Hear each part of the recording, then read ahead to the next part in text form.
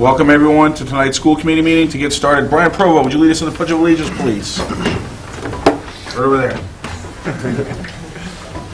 I pledge allegiance to the flag of the United States of America and to the republic for which it stands, one nation, under God, indivisible, with liberty and justice for all. All right, thank you, Brian.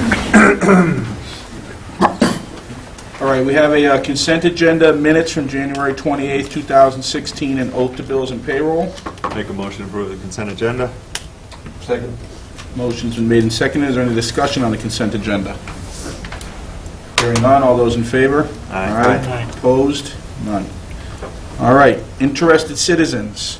Are there any interested citizens who would like to speak on any matters before the school committee? Seeing none. We're going to move right into recognition. Student representative report. Brian Provo is here to back up Olivia Rosenblum, who couldn't make it tonight. Brian, how are you? I'm good. Excellent. What do you got for us tonight? The townwide concert went well. We have February break next week. At Shaker Lane, we will be celebrating the 100th day of school tomorrow. At the middle school, there will be a spelling bee tomorrow, and there also will be a presentation from the Bridgewater State College Earthview project. And finally, at the high school, there was a PTA-sponsored career day yesterday.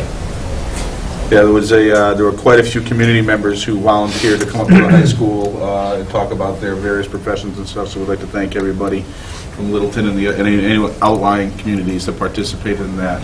It's a terrific effort. All right, next under recognition, we have the indoor track team. I just want to take this opportunity to congratulate the indoor boys team for their first district championship. Girls placed very well. They placed second, so they had a fantastic season. Very impressed with the program and the coaches and our students that are participating. Boys are off to the both teams are off to the state championship meet on Saturday, but the boys are feeling very confident that they might have a state championship within their grasp, so we'll have to see how that plays out on Saturday. Our fingers crossed. That's incredible. Always nice when any of our teams get to compete at the state level, so quite an accomplishment. Shaker Lane Winterfest and basket raffle. Again, this year we have a tremendous turnout for the evening. Parents and students alike were having a lot of fun, and it's become a nice tradition in this community. It's been going on for a number of years. Quite a great fundraiser, and hats off to the PTA for organizing the event. It's a lot of work. They had over 100 baskets to be raffled off this year. Food in the cafeteria, and it was just a great evening. Last week we also were witness to the annual Russell Street student staff basketball game, and it's always well attended, a packed house. Mr. Bazidlo was showing his dribbling skills out there that night. Notice you missed a three-point shot, but I don't want to bring it to anybody's attention. It was an admirable attempt anyway, and kids had a great time. They had smiles on their faces, the audience was cheering, and that's what we like to see in our schools. We have special events like that. Good participation and people having fun. So thanks to the staff for organizing that, and thanks to Principal Bazidlo for getting out there and participating. Littleton Middle School, I'm going to wait for Dr. Brankel to be here. I just wanted to mention that Littleton Middle School was what we call a NELMS Spotlight School. NELMS is the New England League of Middle Schools. It's quite an accomplishment, very stringent criteria. A team comes out and spends 3 or 4 days at the middle school looking at curriculum, looking at interactions. They just do a sweep of the whole school. And again, I'd like Dr. Brank to be able to talk to you about that tonight. I think there was 34 schools in New England that were selected out of hundreds of schools, obviously, so quite an accomplishment for the middle school. District-wide band concert, again, packed house. I think it's our 3rd year of doing district-wide, and it's so nice to see students starting out in elementary and see the progression as they go through our school system. At the end, they have a grand finale with all of the kids playing together. It's an incredible experience. If you haven't been there, I highly recommend that you come out and check it out next year. We had a high school career day just yesterday at the high school with lots of different careers that our students could sit in on and take a look at what they entailed. Great presenters, very well run. Hats off to the staff and especially to Chris Christie, who worked tirelessly to make this event happen. We haven't, when I look back in the last 5 years, I think this was the one that had the most presenters that I've ever seen, so it's really picking up momentum. And I will finish with that. Okay. Thank you. The next item on our agenda is the Nano. You guys are still waiting for at least one student, correct? Yes. Okay, so we'll wait. Not a problem. What do you want to do? The accountability presentation, or I don't want anything that's necessarily going to take too long. I think those guys, the other students, are going to be here. Well, Dr. Jamie could maybe do the introduction. We're still waiting for Mark Brankel, but he'll be going second or third, more correctly. I'd be fine with doing the introduction. Okay, why don't you do that, and by that time, I bet we're ready to go. Very good.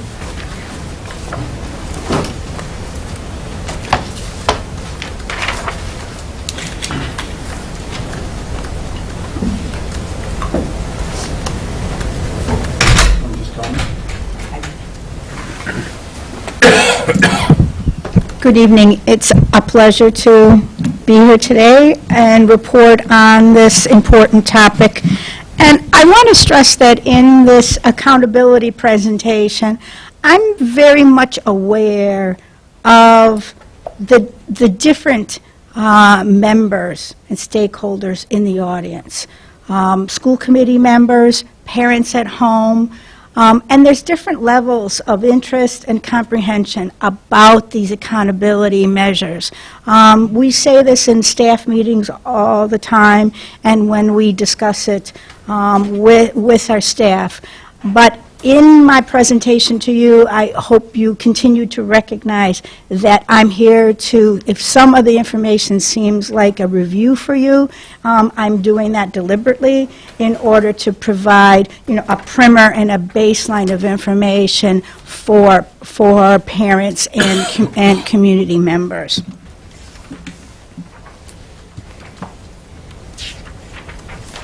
You can do the whole slide altogether. Okay. This first slide reviews the major changes that came about as a result of Massachusetts having a waiver to the Elementary and Secondary Education Act. Oh, shall I continue? Yep, we're still waiting for one more. Okay. I thought it was one, now it's two. Okay. The flexibility waiver. So this is the highlights of Massachusetts accountability system. Massachusetts accountability system really does demonstrate federalism. I mean, it's a mix of federal and state initiatives and federal and state structures. And so here's the highlights of that. The goal, a major goal of this accountability system is to reduce proficiency gaps in half by 2017. And that was to reduce those gaps between a bench line that was established in 2011 and the level of performance in 2011 and 100% proficiency by 2017. The second bullet, accountability and assistance levels for schools and districts. Schools and districts are assigned levels based on their performance and progress in closing academic gaps, and some other core indicators. Level 1 is the highest level, level 5 is the lowest level. There's going to be a lot of initials, capital initials, in this accountability system. And this PPI is a performance measure that includes a number of different indicators, 7 core indicators. And it collapses and it combines data in those 7 core indicators for both schools and districts. So sometimes these accountability reports are difficult to comprehend or seem very abstract, even to us, because they combine so many layers of information. School percentiles relate to schools alone. This represents performance relative to other schools of the same type. And when you see the word schools of the same type, what they mean is schools that have the same band of grade levels. The high need subgroup, it's important to remember that that high need subgroup is an unduplicated count of students in any of these subgroups: economically disadvantaged, students with disability, current and former English language learners. Okay, we can go to the next slide. This was a year of two assessments. You saw last spring, came before the school committee, the recommendation as to whether the district would go with the new park assessment or continue administering MCAS. Littleton continued to administer MCAS, but there needed to be a linking of measures and reports for both tests, whatever test the district decided to implement. And that linking or equating of park results with MCAS results, that mathematical linkages and calibrating, that took time. And so that's why the accountability reports were delayed this year compared to last year. So now the accountability reports, the overall structure of the accountability reports look the same regardless of what test was administered. Okay. Now, I want to review the fundamental concepts associated with accountability and assistance levels. And remember, it's always important to link those two terms together, accountability and assistance, because the level of assistance and the level of state involvement with districts changes depending on whether it's a level 1, 2, 3, 4, 5 school or district. Schools and districts are classified based on 4-year trends of data. The cumulative PPI for students in the aggregate, as well as what I said earlier, that high-need student subgroup. And the first and most important classification is classifying schools or districts in level 1 or level 2. And then after you have that count of all of the schools in the Commonwealth, what you do is then you see who's in the bottom 20%. Per state law, then that school and then the district in which that school is a part of is then classified as a level 3, with the lowest schools within level 3 then being further classified into level 4. Districts own the individual schools. In Littleton, you hear the superintendent, you hear how the principals talk, you hear how the school committee recognizes that we are not just 4 schools that happen to be in the same district. There are district linkages, district strategic objectives, district connections. This accountability system reinforces district ownership of schools. And a district is classified according to and based on the level of the lowest performing school. There is one exception beyond board action. Schools can be classified into a different level based on a participation rates, but that's really not something I'm going to go into detail now. Now here's the first set of letters. So we have PPI and then we have CPI, and I really wanted to give you 2 slides that show the differences. In this current set of accountability reports and accountability system, PPI is a key measure. It's a measure of progress towards a group gap narrowing goals. As it says there, there's an annual PPI which shows difference between 1 year and the next, and cumulative, which shows a 4-year trend. But it's important to note, and it'll come into play when the principals report on their schools, there's a different weighting. The most recent year is weighted 4 times, then the year before 3 times, then, so it's 4 times, 3 times, 2 times, and 1 time. So there's a weighting of the different years. You see there's 7 core indicators. The first 3 are the academic assessments.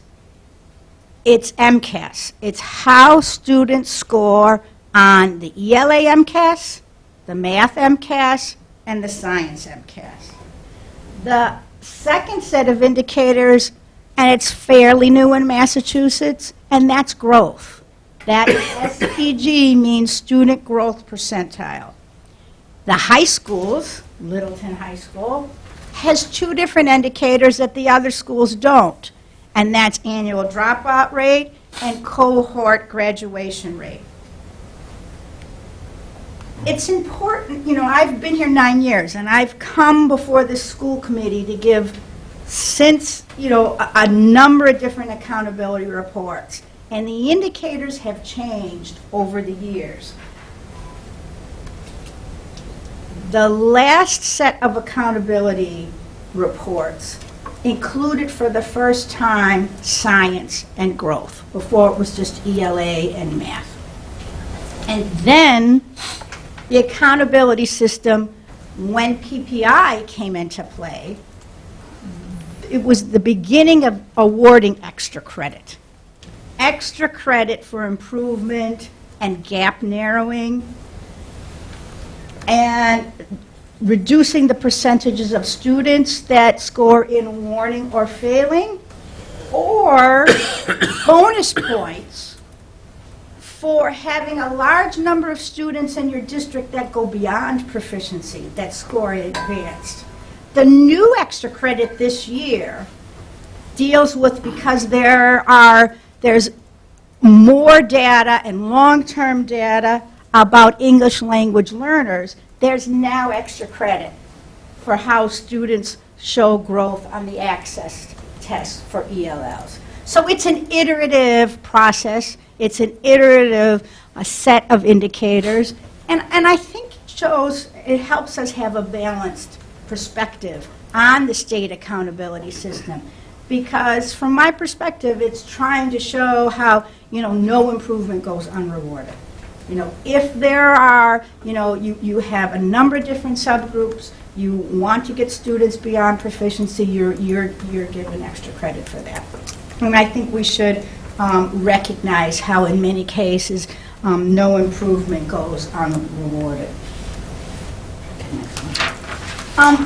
This seems like a complicated slide, but the major, the major takeaway from this slide, the key point, is that in order to be considered on target for your gap narrowing goal, to reduce the number of students, the percent of students who aren't proficient, you got to be scoring 75 points. When they lump together and do all the multiplication and division, your school's got to be on 75 points. Then you're on track to get to proficiency. And that number 75, that's the absolute centerpiece of all classifications. You just keep that 75 in mind.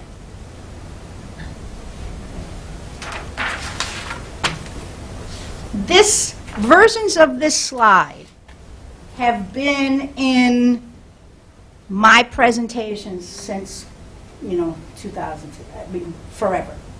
Because this is also a centerpiece of current and past accountability systems. So it's central to measuring academic achievement. It's really important to review CPI because in all of the school reports, you'll see those 3 initials, CPI. It's everywhere. And the composite performance, I don't usually like to read slides, but it really is important to read that the composite performance index is a 100-point index that combines the scores of students who participate in standard MCAS, ELA, and mathematics tests and who participate in the MCAS vault. Okay, it's actually across all subjects and grades. And the arithmetic is the same, whether you're dealing with a subgroup, n equals 20, or you're dealing with a whole school, n equals 400, or you're dealing with the whole district, n equals 800, or you're dealing with the whole state. It's exactly the same. The arithmetic's the same to generate the CPI. You assign different point values for where the individual student scores on MCAS.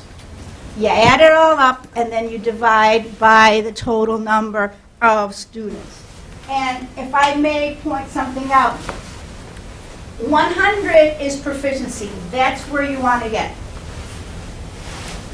We have the warning or failing has been divided into 2 levels. So you have low warning, high warning, low needs improvement, and high needs improvement. And when you move those students up into those levels, you're rewarded with points. And that's the base in order to get to proficiency, 100. And I think that this part of the structure, this part of the accountability is a simple but important piece for parents and teachers to take away. Because here you are rewarding movement. It's a big difference if a student scores 200 from whether they're scoring 228. It's a big difference if they're, 238 and right underneath the proficient range. And schools and teachers work very hard to move those students through those levels. And you heard that emphasis on individual MCAS item analysis when the principals were doing the MCAS presentation. This shows sort of an overall meta perspective on that. Can I ask just a quick question? Your total number of students actually adds up to 52. Is that just a mistake on your slides? Well, it could be. Okay, so the ones that in the failing low range do count in the totals? Should. Okay. I'll check my slide, thank you.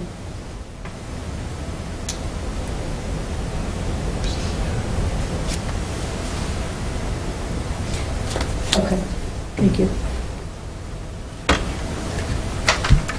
Okay, the next. All right, do we actually now, do we want to stop now? We'll go ahead and let the students do their presentation? Yes, Perfect. Thank you. perfect timing.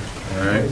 Unless you guys want to, well, you can decide after you do your presentation. You can stay and listen to the rest of this one, too. They're going to stay for policies. I can tell they just can't hardly wait. Folks, tonight we have the second presentation from students that took part in the nanoengineering class. And tonight's presentation is on colloidal gold.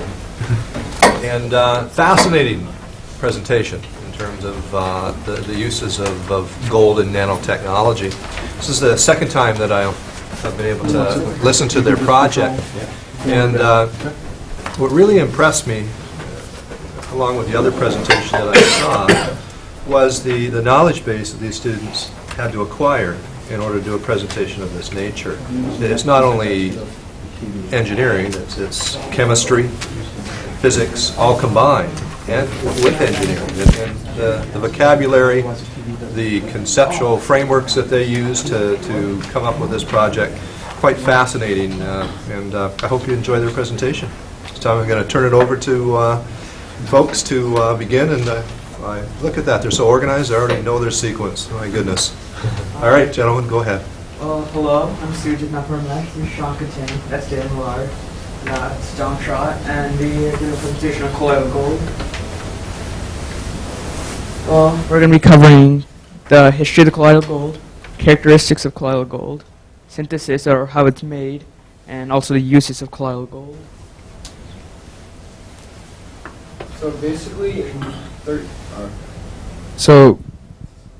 it's for the TV. It doesn't. You can't hear it. So basically, in 1300, physicians and also like alchemists, like Jabir ibn Hayyan, like devised a plan to create aqua regia, which was basically like a liquid gold that they thought would basically cure all diseases and also return youth to people. And it was basically aqua regia was a mixture of hydrochloric and nitric acid, which was used to dissolve the gold and make it smaller in order to have these certain properties. So, like I said, alchemists believed that by being able to dissolve the gold, they would be able to return youth to people, and they also believed to cure any diseases, and that if they had colloidal gold, they could make any other metal into gold as well. So, colloidal gold back then was used for rejuvenating nerves, helping with depression, and also was used for like art like this. Like stained glass by certain artisans. They were able to create these panes by breaking down the gold, and by the size of the colloidal gold particles, it alters the way the light hits them, so they're able to create like the red in like the wings right here. You can see like they're able to create those different hues and stuff like that. So they created the stained glasses by trapping the gold nanoparticles within the glasses, which was the glass matrix, which is in between the two, like it's in between the glass pane. There's like a small spot in between there where they're able to get the ruby red color.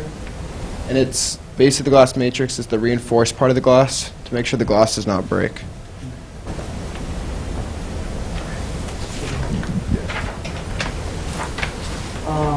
Well, some properties of gold nanoparticles. Gold nanoparticles are being sold from as small as 5 nanometers to 400 nanometers.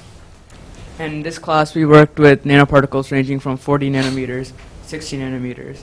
And the source we used for this was a company called Sigma Aldrich and P. And they seem to be selling nanoparticles at this size, but I'm sure you can make the particles smaller or larger. And the important property of colloidal gold that Sean touched on was color changes with particle size. So the larger the particle size, the more blue shifted the light is, or the more blue light reflected from the particles are. And the smallest gold nanoparticles appear red. And as you can see, I mean, even at 150 nanometers, it's still significantly blue. So at 400 nanometers, the light reflected would be an even darker blue. Agglomeration. Blue shifting also occurs when there's agglomeration, and colloidal gold is naturally charged, so it's not really, so it can't agglomerate, or, well, agglomeration means that it basically combines together, and in the presence of a polar molecule like table salt, the charge of the colloidal gold becomes neutral. At that point, it's able to agglomerate, and blue shifting will occur. Oh yeah, nanoparticles agglomerate when the charge is neutral in the presence of a neutral molecule. And that's a picture of as you can see, initially they're not agglomerating because they're charged, and eventually after adding a polar molecule, they agglomerate. Temperature change, certain types of gold. Whoops. Is he leaning against it? Is he, I think he might have backed your knee. Sean, watch your left leg. Let's wiggle a little bit. There you go. There you go. Yeah, there you go. You're all set. There, we're back. Good job. Just watch your back knee. Yeah. Certain type of gold nanoparticles can absorb infrared radiation, and absorbing the infrared radiation causes the internal energy of the particles to go up, along with the temperature. Well, the internal energy is essentially the sum of all the different types of energy the particle has, the potential energy and the kinetic energy. So increasing the internal energy essentially causes the particles to speed up and to increase and the temperature to increase. And conductivity, gold nanoparticles share the ability to conduct electricity with macro scale gold, and the conductivity doesn't really go away even though as the size of the gold changes. And as electronic circuits become smaller, colloidal gold is starting to become more essential, because the smaller the circuit, smaller pieces of gold are needed to be used as circuit elements. And this is a really important property of colloidal gold. The large surface area allows for a lot of molecules to be placed on the colloidal gold, and This allows the colloidal gold to be used as this allows the colloidal gold to transport these molecules. And the types of molecules include therapeutics, targeting agents, and anti-fouling polymers. Scattering light, gold nanoparticles scatter light, and they produce an array of colors under dark field microscopy, and this is currently used for biological imaging applications. Catalysts. Gold nanoparticles can serve as catalysts. As I said, the surface of gold nanoparticles can be coated with lots of other molecules, and these molecules can be used for selective oxidation or to reduce reactions. And the current application for this is fuel cell applications.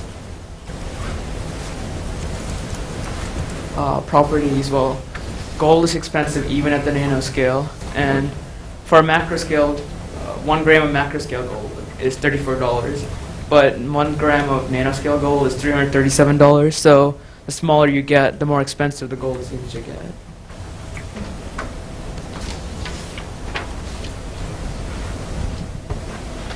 All right, so for producing colloidal gold, it needs to be produced in a liquid, and it's the reduction of chloroauric acid. And so the solution is stirred and the reduction agent is added, and a reduction agent is just anything that donates an electron to the chloroauric acid. And so it causes gold ions with a +3 charge to be reduced into gold ions with a +1 charge. And the particles need to be prevented from aggregating, like with other molecules, so some sort of thing is put on the surface to prevent that. And so there's various methods. And so the Turkovich method is the simplest method, and it produces particles that are 10 to 20 nanometers. And so the chloroauric acid and sodium citrate react, which produces the particles. And then citrate ions are used as reducing agent. And sure, yeah. And so for the senolysis method, the chloroauric acid is reduced with glucose, and there's other reducing agents that are hydroxyl radicals and sugar pyrolysis radicals. And this, along with the gold nanoparticles, forms gold nanoribbons, which are just very flexible strands of gold. And so for the Brust method, it produces nanoparticles in liquids not miscible with water, such as toluene or oil. And so the chloroauric acid reacts with tetraoctylammonium bromide. That's very cool. And with sodium borohydride as the anticoagulation unit to prevent it from coagulating, and then a reducing agent to add another electron. And these nanoparticles are 2 to 6 nanometers in diameter. So for the Martin method, the chloroauric acid reacts with sodium borohydride, and it's stabilized with hydrogen chloride and sodium hydroxide. And in this, there must be a balance between sodium borohydride and the sodium hydroxide ions, then the chloroauric acid and the hydrochloric acid ions. And this creates naked gold particles that have nothing on the surface to prevent them from coagulating. And so for the Perrault method, this is used to produce nanometers that are 200, or produce gold nanoparticles that are 200 nanometers. And with the other methods, you can't produce things this large, because when they get this large, they usually become unstable, and the shape isn't perfect, it varies a lot. And so this method basically combines the other methods. So gold nanoparticles are made with the other methods, and then with this method, it reacts those already made gold nanoparticles together to produce bigger ones. And this is similar to how black and white photos are developed, where silver grains inside of the photograph just grow together.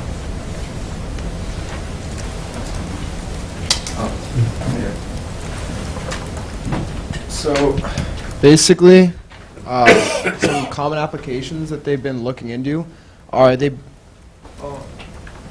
Common applications for cancer treatment. Colloidal gold can be used for cancer treatment, and it can be used to treat lymphoma without chemotherapy.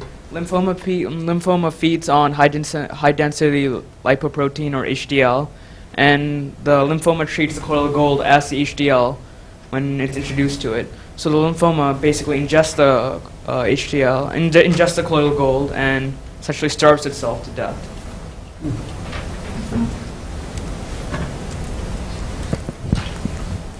Well, so basically, as a comparison test, they tried taking gold particles with drugs and without drugs to see how it would affect at killing the B-cell lymphoma cells.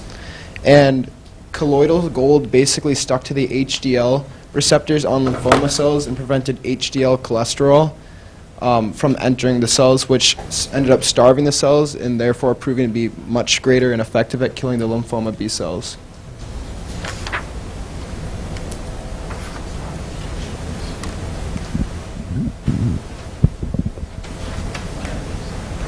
Drug delivery. Gold nanoparticles can be used for the administration of hydrophobic drugs that require molecular encapsulation. Example of this is paclitaxel, which is used for the treatment of multiple cancers. Because colloidal gold's aggregational properties allow drugs to bypass the reticuloendothelial system composed of macrophages in the immune system. Gold nanoparticles could also be used to avoid or work around multi-drug resistance. Multi-drug resistance includes mechanisms which may decrease the uptake of drugs, reduce the intracellular drug concentration through the activation of efflux transporters, or increase cellular apoptosis in cells with high drug levels. Colloidal gold can be used in the detection of cancer using surface-enhanced radium spectroscopy. In this process, gold nanoparticles are surrounded with radium receptors, reporters, and conjugated with antibodies that react to proteins often expressed in cancerous cells. More tumor detection. The gold nanoparticles then accumulate in the tumor, and SERS is used to locate the area. Gene therapy. Research is being done on controlling gene expression by employing colloidal gold. It is being found that by using nano-sized gold particles, specific strands of siRNA can be transported to specific cells, allowing researchers to turn off gene expression in subjects. A major potential application of this technique is in the treatment of cancer. Specific genes could be turned off to prohibit cancerous cell growth.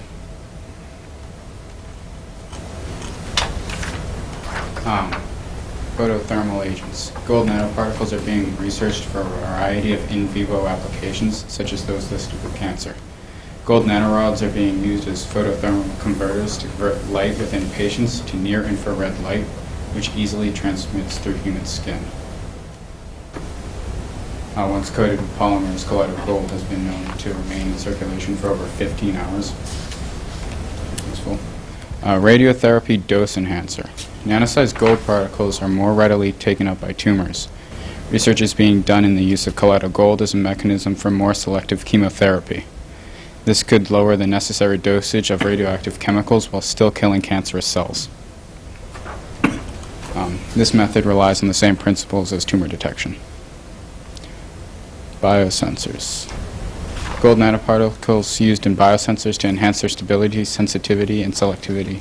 Gold nanoparticles could be used as an electron wire to transport electrons. Gold nanoparticles could also be used to function as signal amplifiers. This wasn't mine. I want to take it. This is mine. This is yours. All right, I'll take it. So basically, hydrogen sulfide, which is detected from anti-agglomeration of gold nanoparticles, and so dissolving the HD in weak alkaline buffer solution produces hydrogen sulfide, and that basically stabilizes the gold nanoparticles, preventing the agglomeration and loss of red color. The red color is basically a strong indication of large hydrosulfic concentration. So, in conclusion, colloidal gold has been around for a long time, and it has served many purposes. It has many useful properties like conductivity, and is synthesized in many different ways. And colloidal gold is used in a variety of ways, including cancer treatment, poisonous gas detection. Thank you.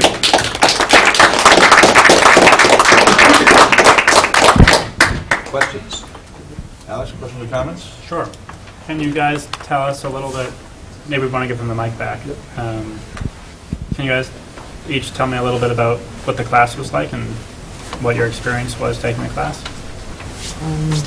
Well, in my opinion, the class was pretty good indicative of what a college class would be like. It was mostly lectures, and I mean, we would stop for questions every once in a while, but there was a lot more responsibility on us to like take notes, do the assignments, do the lab reports, and yeah, it was a lot less teacher-oriented, more like, I mean, it was a lot less student-oriented, more teacher-oriented, in my opinion.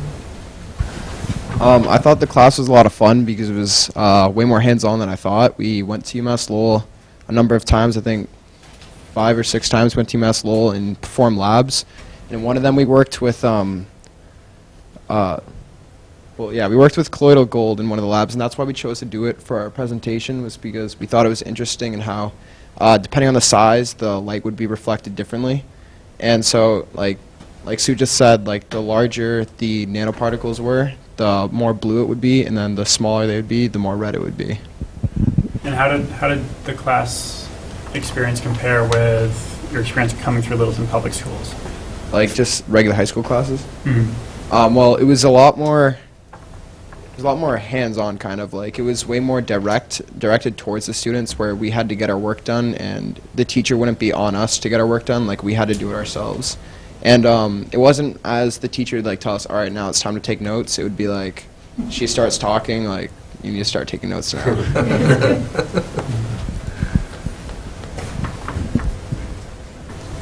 Yeah, it was pretty fun to go to Lowell, especially for the labs. We got to go in a clean room, which was a lot of fun.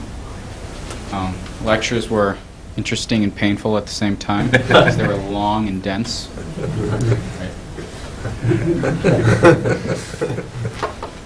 My favorite part was probably how a lot of the machines that were used there are used by like actual people doing research and full-time employees there.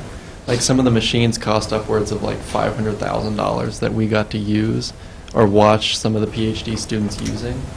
And overall, it was just a lot of fun. Like the lectures, I didn't think they were too bad, but yeah, I thought like going to UMass Lowell kind of offset that because that was really fun. So overall, it was a good class, I think. Thank you. Good job, guys. It's really awesome that you learned all that. The takeaway I think that I'm hearing you guys all say is that the benefit, it seems like you got some benefit of the fact that you were going with UMass Lowell. Like we've got great programs at the high school, but that's probably something that you couldn't have done, work with that machinery and watch those PhD students. So that's pretty interesting. I thought it was funny at one point during the presentation, you guys seemed to do like a layperson comparison. You were talking about how the processes worked, and your example was about, you said, it's sort of like how film is developed, and the silver particles do something, and I was like, no, I have no idea how film is developed. So if that's your example, then that's pretty impressive. Yeah, I know. I may not have held it, but so that just goes to show how advanced it is that even the example is above my comprehension. So that's I'm glad that you guys. It seemed like you enjoyed your experience. It was rigorous, but now hopefully you'll be more prepared when you go off to college. And so I guess my question is real quick: do you all plan on going off to college and doing something similar, engineering or? Yeah. Well, the show I want to do, I think I want to move towards more the medical side of things, not as close towards engineering. Did this course help you? Did you realize that? Yeah, like I was really interested in the course before I took it, and then like when I first got deeper into it, I realized that I wasn't as fully interested as I was into like other things, like on the medical side. Like I really liked how it was like able to treat cancer stuff, cancer, and like that's what interested me. So I found that was more interesting than like the practical purposes. You have to repeat all of that in the microphone. No, I'm just kidding. He's good. And how about you guys? Sorry, give me the microphone back. I'm thinking about going to biotechnology and bioengineering, so this was applicable, especially because of the biotechnology uses for it. for different cancers. Stuff. So I'm thinking about going into computer engineering, which isn't super related, but it was nice just to get a feel about how the labs were at college, or just even being on the college campus was pretty fun, and seeing what the lectures were like. It was really interesting, I thought. Cool, thanks. No questions. Excellent job. Enjoyed the presentation. Thank you. Thank you. Can you talk a little bit about some of the labs you did at UMass and how they were different from the ones you do at the high school and at chemistry class? So one of the labs that I liked the most was where we had like different materials and we got to spray on this hydrophobic coating. And so the hydrophobic coating basically made it so that water wouldn't stick to the actual coat or like the material. So what we each did was we each got like a different material like glass or what were the other ones, like aluminum or cardboard, yeah, or just even normal paper. And we got this spray gun, I guess. And we put it inside this little thing. We like sprayed each of the things with a hydrophobic surface. And then I think we let it sit for a while. Then we tested it on this machine that dropped like individual water droplets onto the material. And so you could see like if the material or if the coating wasn't that great, the water would kind of stick to it just because it wasn't hydrophobic. And if it was like really hydrophobic and the coating worked well, the water droplet would just be like a little ball on the actual surface. And if it was tilted a little bit, the water droplet would just run right off. And this worked on just normal paper as well. It made water just run right off the normal paper. Anybody else talk about any of their labs?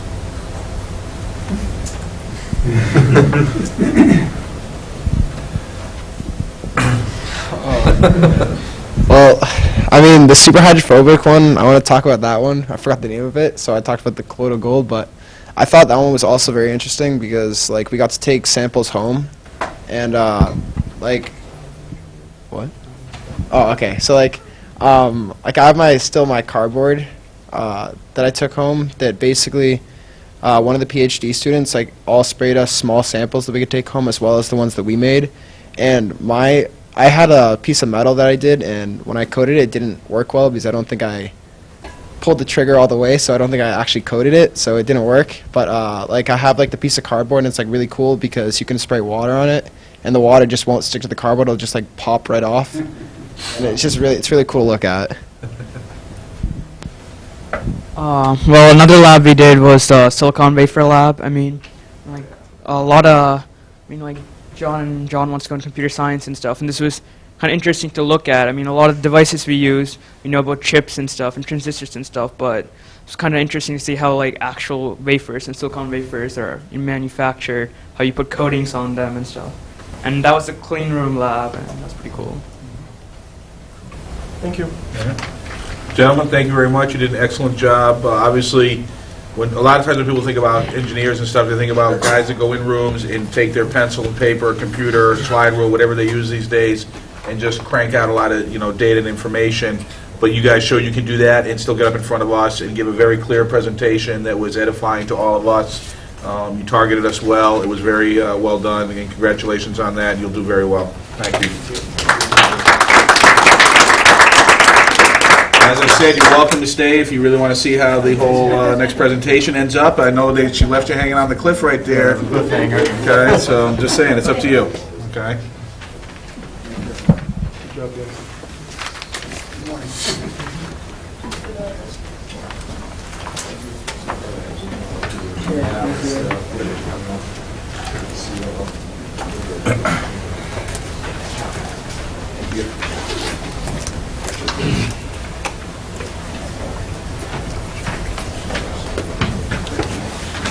Good job, guys.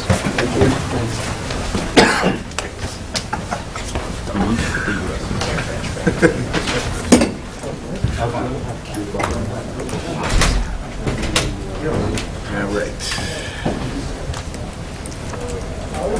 So repeat one scientific word that they used during the presentation. I just looked up to see the slides, see if there's anything Gold. up there. Gold? Yeah. Colloidal gold. That's good. What's the symbol for gold, Steve? Hey, you. All right. Hey, who? Hey, you. All All right, well, we can pick right back up with the accountability presentation. We're getting ready to kick off with the district-wide Yeah, data. I think what I'm going to do is, I'm going to ask Steve to go to Every Student Succeeds Act. I'm going. Okay. What I'm going to do is skip a little bit to the end to continue giving an overview, the general overview, before we move into Littleton's specific data. And I mentioned earlier that these accountability systems really represent, federalism, the changing relationships between the state and the federal government. And it's not an easy thing at times to chart, and I'm aware of, time constraints. But if in the course of this presentation you feel you'd have more information, it's a topic that's of interest to me. It's involved with the history of education and the history of the role of the federal government in education. That's not an easy topic. When I was at Harvard Ed School, it was a year-long course. So I'm trying to summarize this as best I can. The Every Student Succeeds Act was the December 2015 reauthorization of the Federal Elementary and Secondary Education Act. That federal law was put into effect in Lyndon Johnson administration. It was the most far-reaching federal legislation affecting all of education ever passed by Congress. And the law was to be reauthorized every 5 years after the original 1965 authorization. It endeavored, in simple terms, it endeavored to make schools equal and excellent, to have equal access for students, and also to put forth high standards and accountability. The previous version of the law, with the initials NCLB, No Child Left Behind, was enacted in 2002. This version of the Federal Elementary and Secondary Education Act maintains the requirement for statewide assessments in the subjects reading, English language, arts, mathematics in grades 3 through 8, and once in high school, as well as science once in grade spans, 3 to 5, 6 to 8 in high school. And it also requires states to set progress measures and long-term academic and graduation goals. And then if we go to the next two slides, give the school committee and the parents and community members places where they can go for more information. And some of these documents were included in the school committee packet. And I think DESC did a very good job of preparing these. And I'm glad we have this slide. That Learn More icon is on every single report that you'll see today. And it's on a number of different sections on the DESC website. And if you click on that Learn More icon, the department has done an excellent job in summarizing the information that's presented. And I really felt it was incumbent upon me to, flag that icon, because it makes the DESC website much more interactive. And the text is succinct, it's to the point, and it explains things. I checked very out some well. of them, it was helpful. It's good. And so now we'll go back to the Littleton data. And slide number 8 shows the 2015 accountability information for Littleton as a district. What's important to note is that the accountability reports issued on both schools and districts, in terms of the structure of the reports, it's important to emphasize that those reports have multiple levels of data is provided. In this slide shows layer 1. And in layer 1, it notes the accountability and assistance level and the reasons for placement in that level, and the cumulative PPI for the school or the district as a whole. What's important to note is the difference between layer 1 and layer 2 for the district and the school.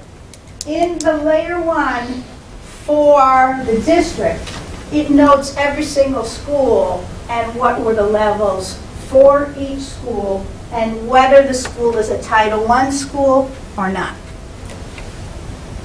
Okay, we'll go to the next one. This is a snapshot of the academic indicators in layer 2 for the district as a whole.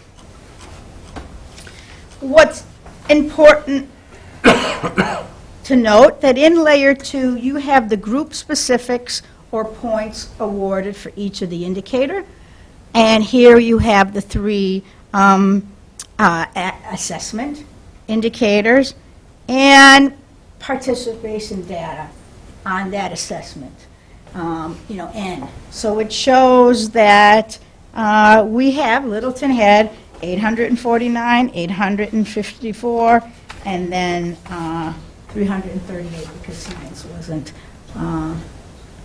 represented in all the grade levels. So this is the compiling of cumulative PPI for the district as a whole, and noting of the change from one year to the other, PPI points awarded from one year to another.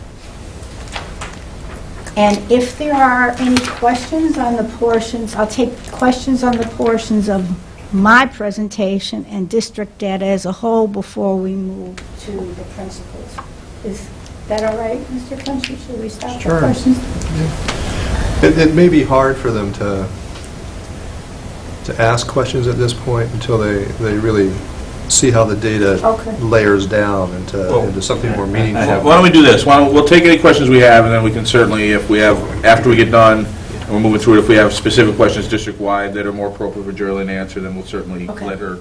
So let's start this on. Mark, do you have any questions or thoughts?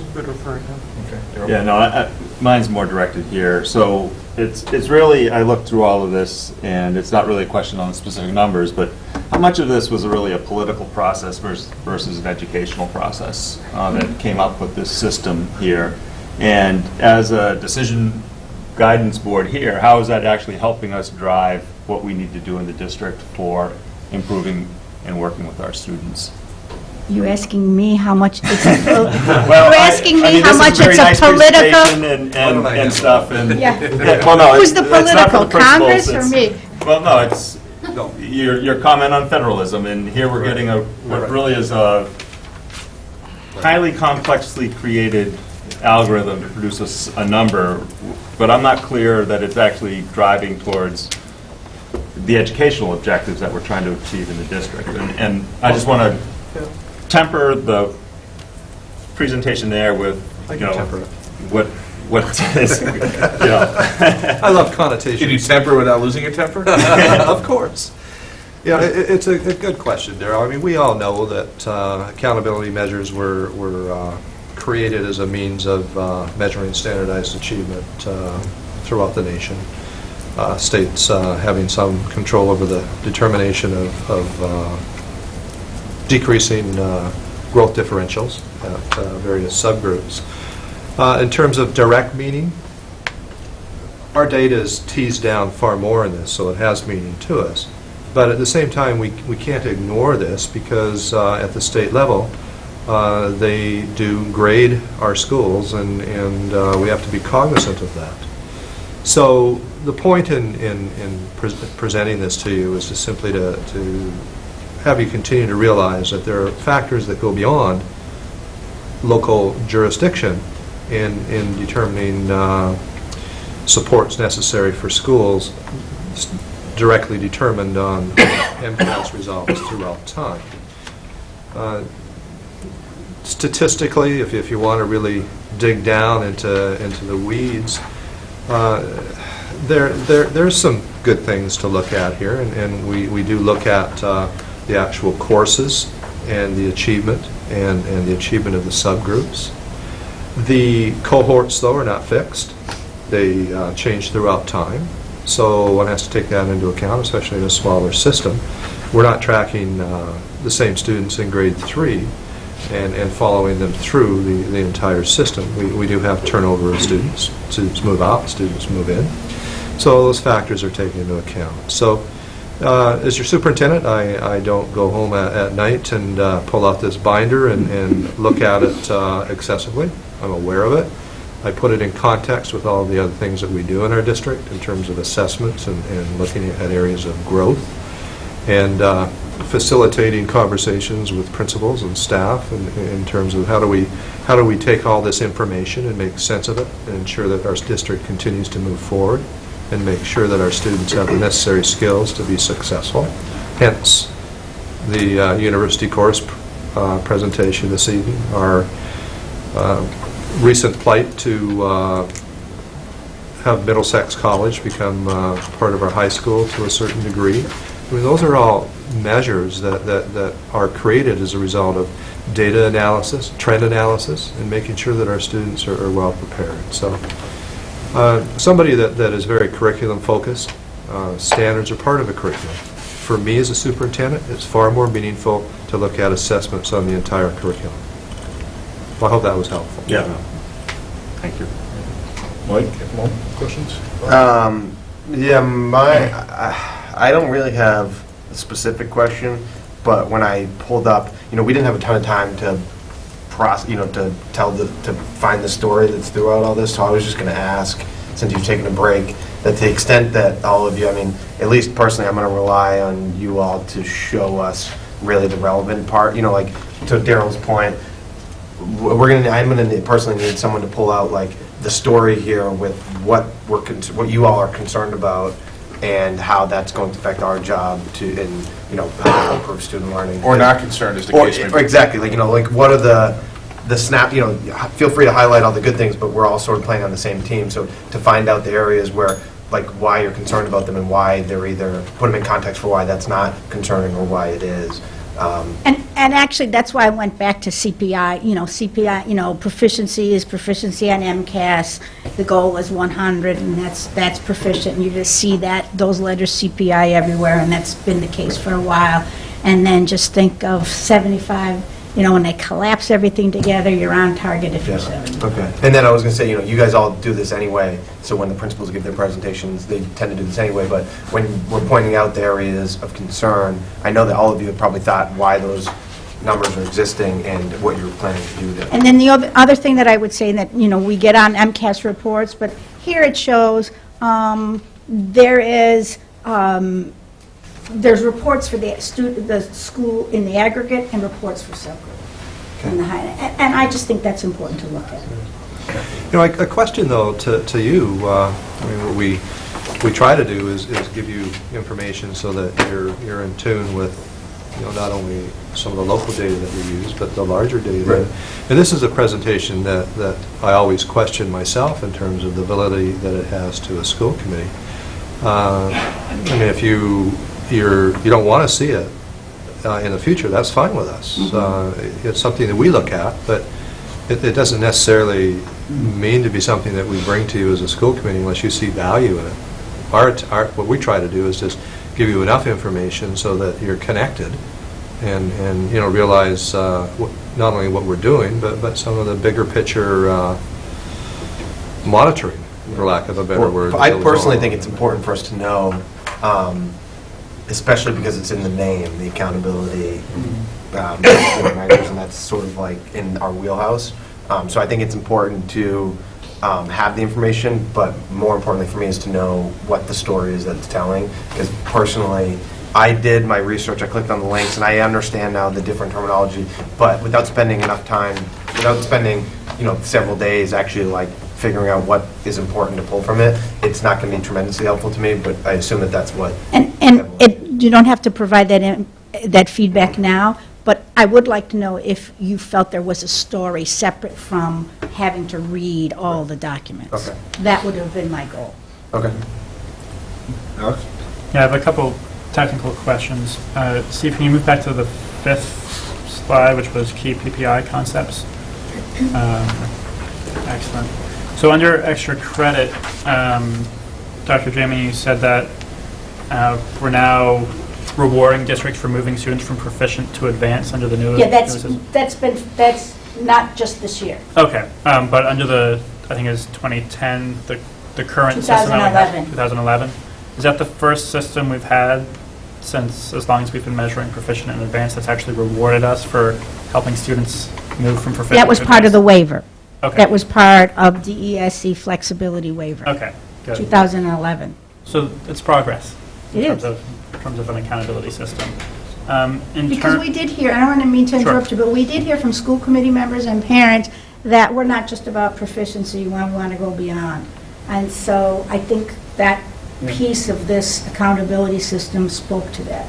Yeah, I was glad to hear that, because I didn't know that, because I know we generally, or DSE generally categorizes students as proficient or advanced, sort of in one category. No, that came in 2011, and it was in my 2012 report to school committee. Excellent. And then in terms of re-engaging dropouts, that last bullet there, does that refer to students who have dropped out and we're bringing them back into the system at some point, and we get some sort of credit for that in the accountability system, which may or may not have merit, but we do get recognition for those efforts? Yes. Excellent. Do you know if that includes students who are out-of-district placements or CASE, or if those are counted in some other accountability system? That I don't know, but I Okay. can get back to you. That'd be helpful. Just good to know, because I know those students tend to struggle more than the students we have in. But then we've public done schools. the cohort graduation rate, you've seen some of those reports, and DESE has done a good job in tracking cohort graduation rate 4 and 6 years after graduation. Okay, that's great. It's good to know. And those are just, like I said, those last two just apply to high school. Okay. And see, we can move to the 8th page, which was the Littleton District 2015. Perfect. What does MRAR refer to? The meets requirements at risk? Okay, so that, there is, usually there's a correspondence most often between a district's level overall and their level of meeting the gap narrowing. They're narrowing the achievement gap with special education students. So in other words, when we look at, is it meets requirements at risk? Correct. Right. Does at risk refer to the students we're meeting the requirements for, or does that refer to our status? That refers to our status. Okay, is that true of all level 2 districts? Level 2, yes. So, Unless there were any major, and you saw there were none, unless there were any huge compliance issues in the coordinated program review, you figure there's a correspondence. If you're a level 1 school, you get 1 rating, and I can go over it further with you in the school leaders' guides and go over it in detail. But you could just feel that there is like a correspondence. If you're a level 2, there's some gaps. You need to narrow the achievement gaps of the high needs students and students with disabilities are part of that. so, sort of to read that back to you. Go ahead. So the MRAR essentially just says we're not, to borrow a phrase, on target 75% or That's right. higher for students with disabilities, which is why we're a level 2 district. Yes. If we were a level 2 district, but we were meeting the needs of students with disabilities. You wouldn't have it. Even if we were. It wouldn't be. We had another class of students who we weren't meeting the needs of. You wouldn't have Okay. that rating. Actually, even though we'd still be level 2. With a level 2, you wouldn't have gotten everything's okay under the special ed. Even if the special ed students were above 75%? Yeah, I mean, but usually, I'm saying there's just a correspondence. Okay, okay. That's helpful. Sorry if I'm dragging anyone through this. And my last technical question was, I feel like I knew this at one point, but what's the difference in terms of, if you look down at the bottom of the slide, between the Title I school for Russell Street and Shaker Lane versus the middle school and high school, and how does that affect our accountability level? With it, what it affects is the responsibilities of a district. Our school receives Title I funds.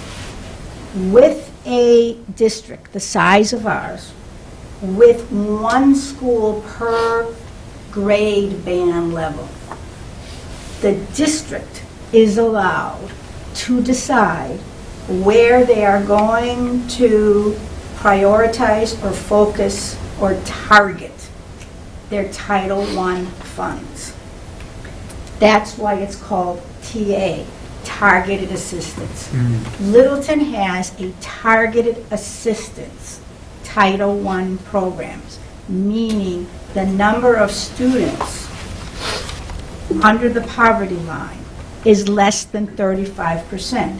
If you have over 35% in the poverty line, you have called school-wide Title I programs. But a district, the size of Littleton, with one school per grade level, the district's allowed to decide which school or schools they're going to target their Title I funds. Littleton has decided to target their Title I academic support targeted assistance funds to the elementary level. Therefore, Shaker Lane and Russell Street are the targeted assistance programs, targeted assistance schools. Therefore, in the school and district report card letters, parents of students at Shaker Lane and at Russell Street have the right to know certain things about the teachers who teach their children in core academic subjects. So there are certain responsibilities that the districts have when they receive federal Title I programs. That's what that refers to. Excellent. Thank you. That's really helpful. I didn't used to know that, as it happens. That's all new information for me, so very helpful. It's always nice when we learn something. And then just a general comment or request when the principals are requesting or are presenting school level data. I'd be particularly interested, I'm sure most of you are going to focus on this anyway, but I'd be particularly interested in learning about your thoughts on students with disabilities, bridging that gap, and then all high need students as well. But focusing on those areas is something that I'm particularly interested in. And I know that we've had this conversation every year. And I appreciate you recognizing that it's an unduplicated count, that the term high need students is not coterminous with the special ed. It's inclusive of special ed, but not, it includes more as well. They're not coterminous. Any other questions? I have one question on your district level slides and your others. Sure. You have a column called 2015 target and a 6-year goal column. Sure. The 6-year goal means what year? 2017.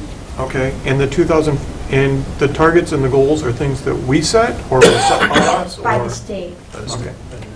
Thank you. And reading back the story, like Mike said, if you can tell a story, you had 6 years between 2011 and 2017. Say you have 70% of your student body has achieved proficiency on MCAS. So that means 30% haven't. You got to cut that in half by 2017, so your goal would be 85%. So it's really, it's seeing how, so if it's 85%, you got to hit you got to climb 15% within those 6 years. And so you have X amount, over that 6 years. Now, you notice, it ain't easy to climb. And this is a point that the principals will emphasize. It ain't easy to climb when you're starting in the 93, 87, 89 range. And there's no negative valence to the statement I just made. I mean, those targets are hard to reach. I would submit just as hard to reach than the underperforming schools, the steep climb that they have. Statistically, you would argue that it's much more difficult to reach. The last 10% is always more difficult in any endeavor. True. By definition, it has to be. Thank you. I hope was that responsible? Yes. I just didn't know where the numbers came from. All from the state. Based on the story I just... Yes. I'm good. Great. Okay. Gentlemen. Gentlemen. That would be you.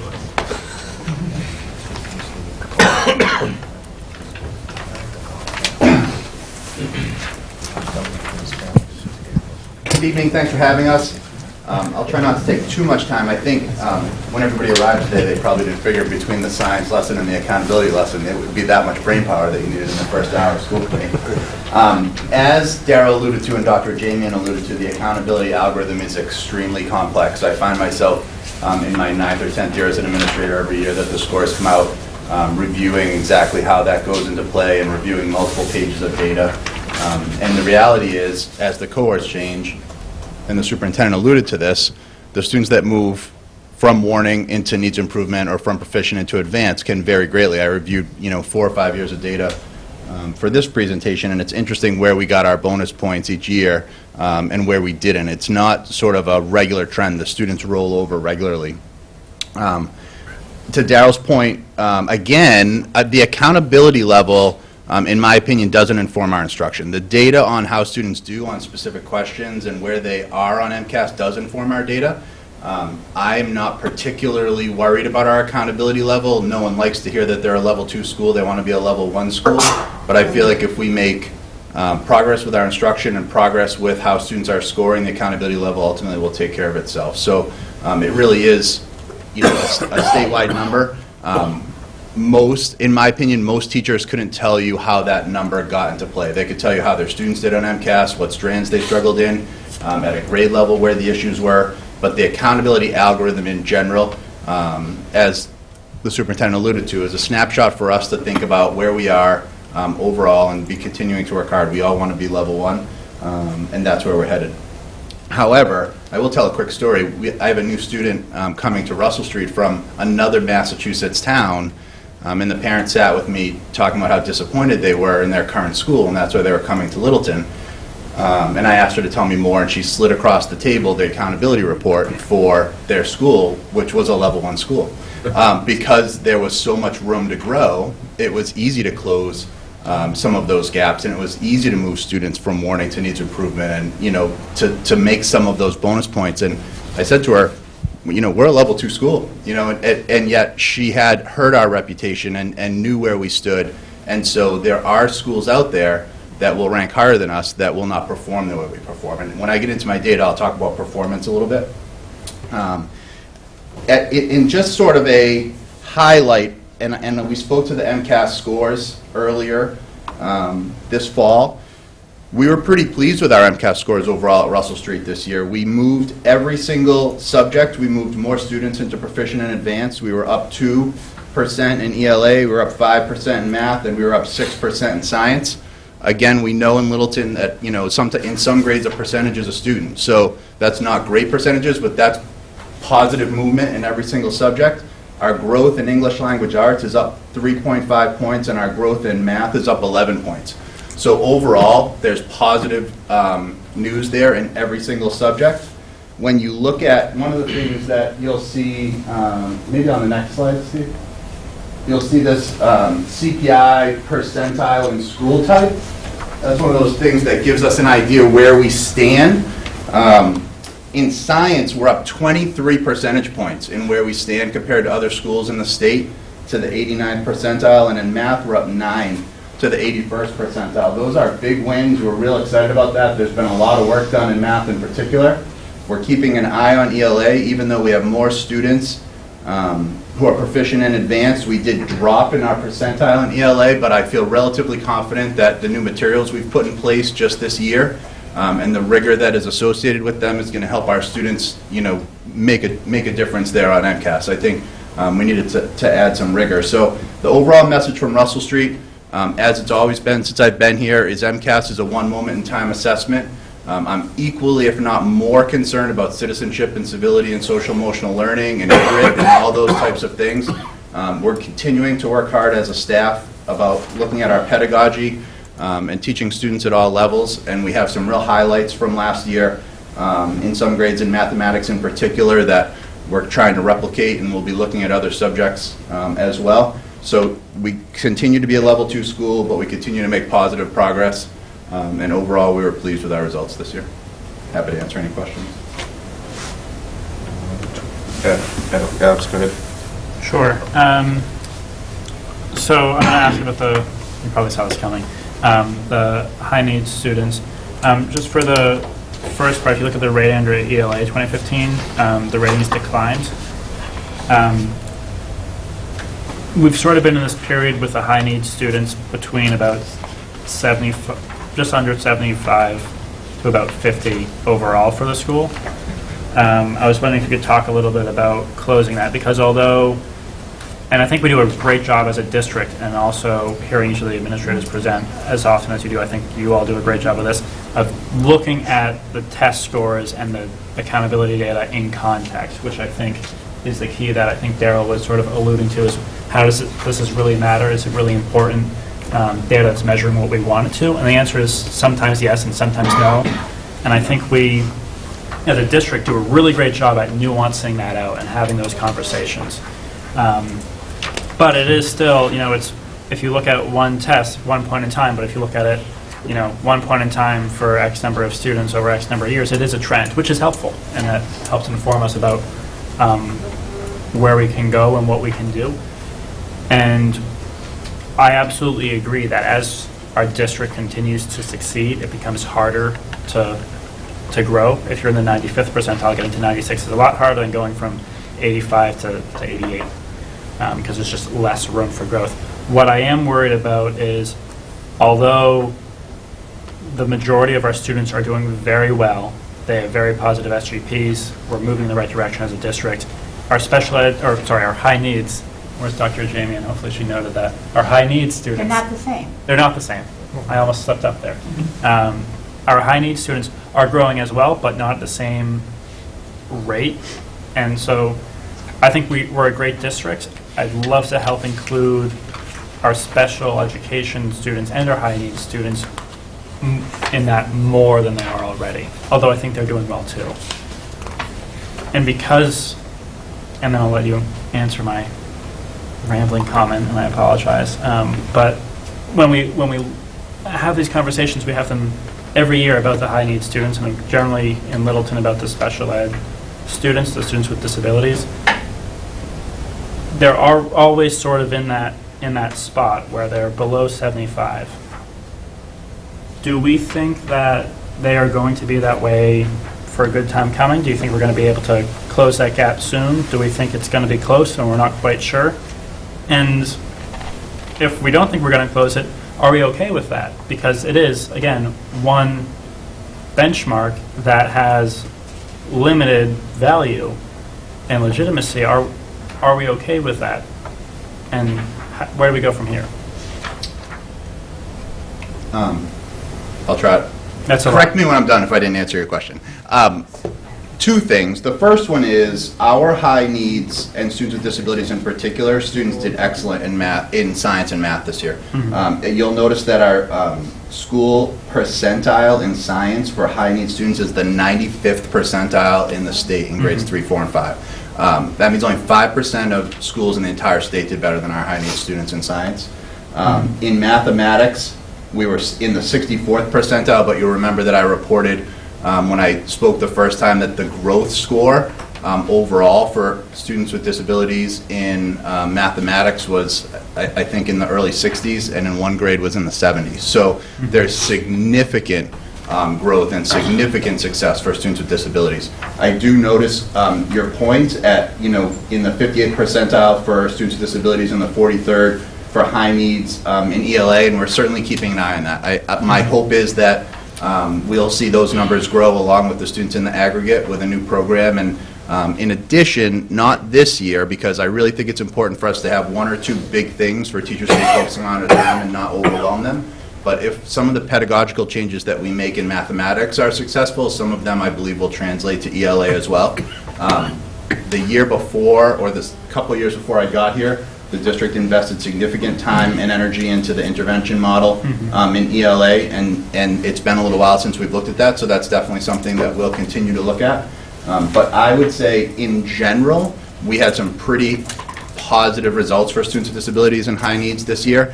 And for some students, as I've said before, MCAS will never be the appropriate assessment. Depending upon what their disability is and how they're performing in school, there's lots of ways for them to show success and to show excellence, and MCAS might not be one of them. And that's certainly not an excuse, but there are some students for whom proficiency on MCAS may not be attainable at least at this age level. I think we see at the high school that the vast majority of our students are proficient or higher, or at least needs improvement or higher to be able to graduate, and that's part of our goal there. So I do think we've had some highlights. I share your concern about ELA, students with disabilities and high needs, as well as students in the aggregate, because we don't see ourselves growing as fast as other schools in our band.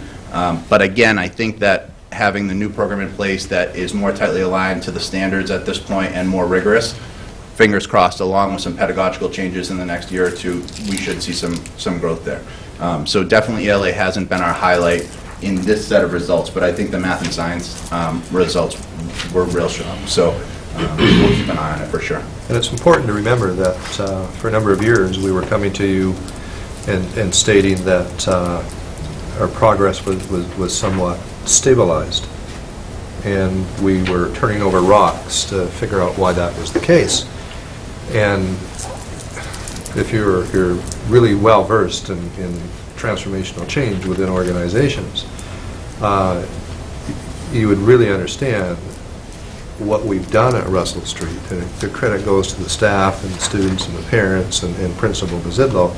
We took care of that stabilization and are seeing considerable growth. And that doesn't happen overnight, folks. That took a fairly significant injection of work and identification of what we could do to change that process. And that accompanied with demographic changes, which I really don't want to spend too much time on, but our demographics change. And so we're not dealing with the same population all the time. So if you look at it from that lens, Russell Street has done some incredible things in a short period of time.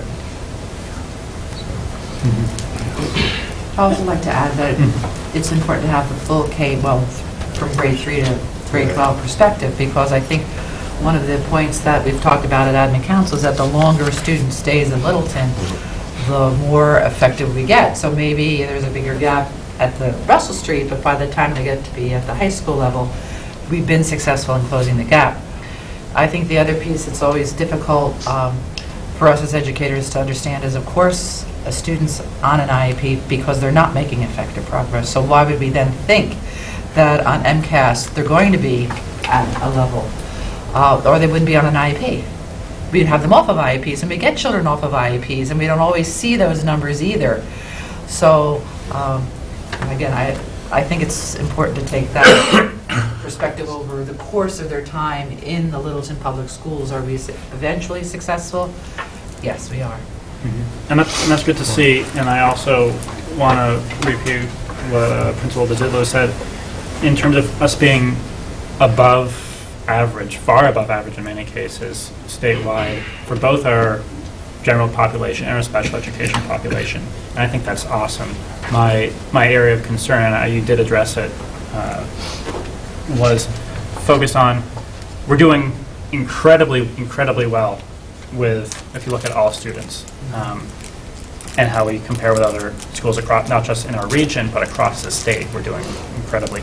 We're also doing really well with our special ed students and our high needs students, but not quite as well, and trying to push us there. And it sounds like we're doing what we can, as Kelly said, it's transformational change. I remember 2 or 3 years ago, I swear that every meeting we were talking about RTI at Russell Street, and now, and curriculum changes, and we don't hear that as much anymore because those changes have happened. And it's sort of the same thing where our technology a couple of years ago wasn't where we wanted it to be for us to be effective in terms of addressing student learning, and in terms of our assessments with DDMs, and all sorts of changes we've made over the last 4 to 5 years. And I think we've definitely grown as a district and improved as a district, and I think our students have benefited from that change.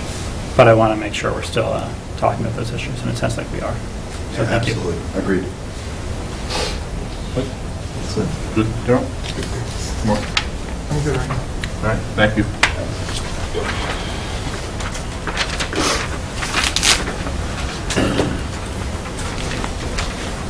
Good evening. So I picked a really bad time to get sick. I think this is 3 years in a row where literally 2 days before February vacation something hit me, so my body's telling me something. So thank you for giving us a chance to go through this tonight. If you don't mind going right to the next slide, because this has some more detail. And I think there are fascinating stories. No, there's some fascinating stories in the data, and as many of you guys know as well as we do, you can pick the data to match which story you like sometimes, or which you'd like to highlight. So I'm going to talk briefly about a couple of the stories, but then I really want to just share with you what the teachers and the staff at the Littleton Middle School have done since September, because we're giving this at a strange time, right?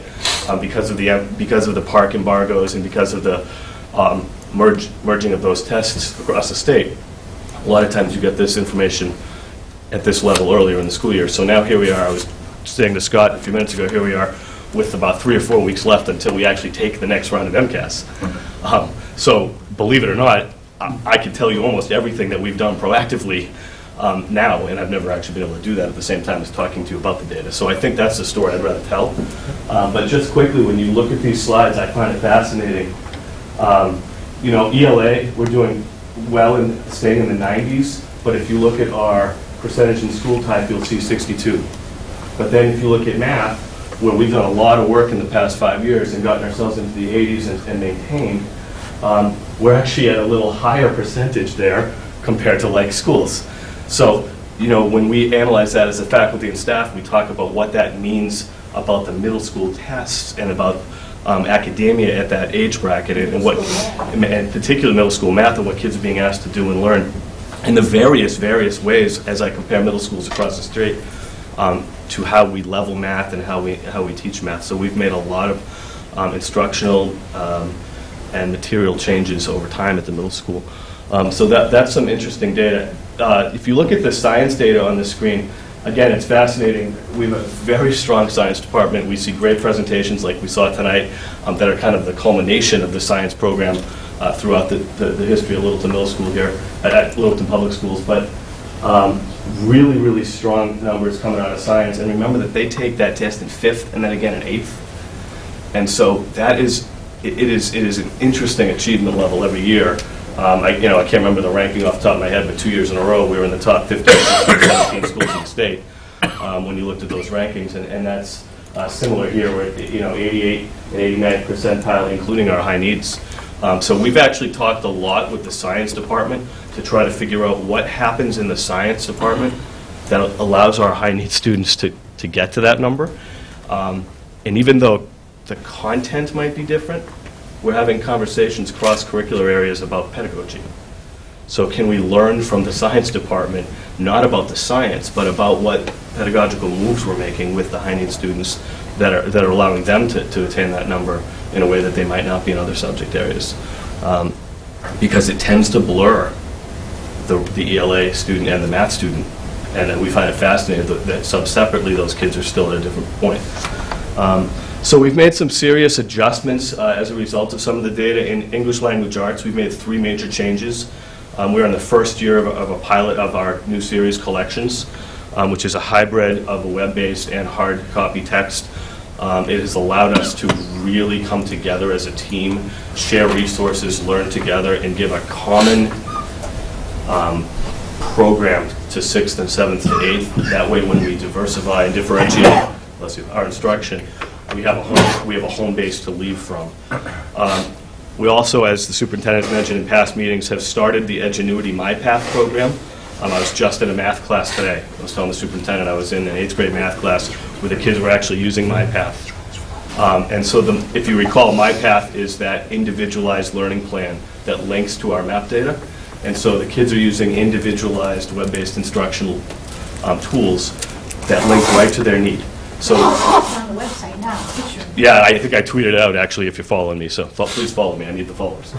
So one of the things that was really cool about that is I watched advanced learners pulling their hair out in a math class because they were challenged maybe for the first time in a week or two on something that they hadn't seen because their scores were up. And then I saw the struggling learners doing remedial work and a teacher circulating around while the kids were in their world with their earbuds doing their math. I mean, she was absolutely able to not only help them at their level, but they were working on materials at their level. So that's a huge shift in ELA and math, that we've added that program. Graciously, you allowed us to add the literacy lab position.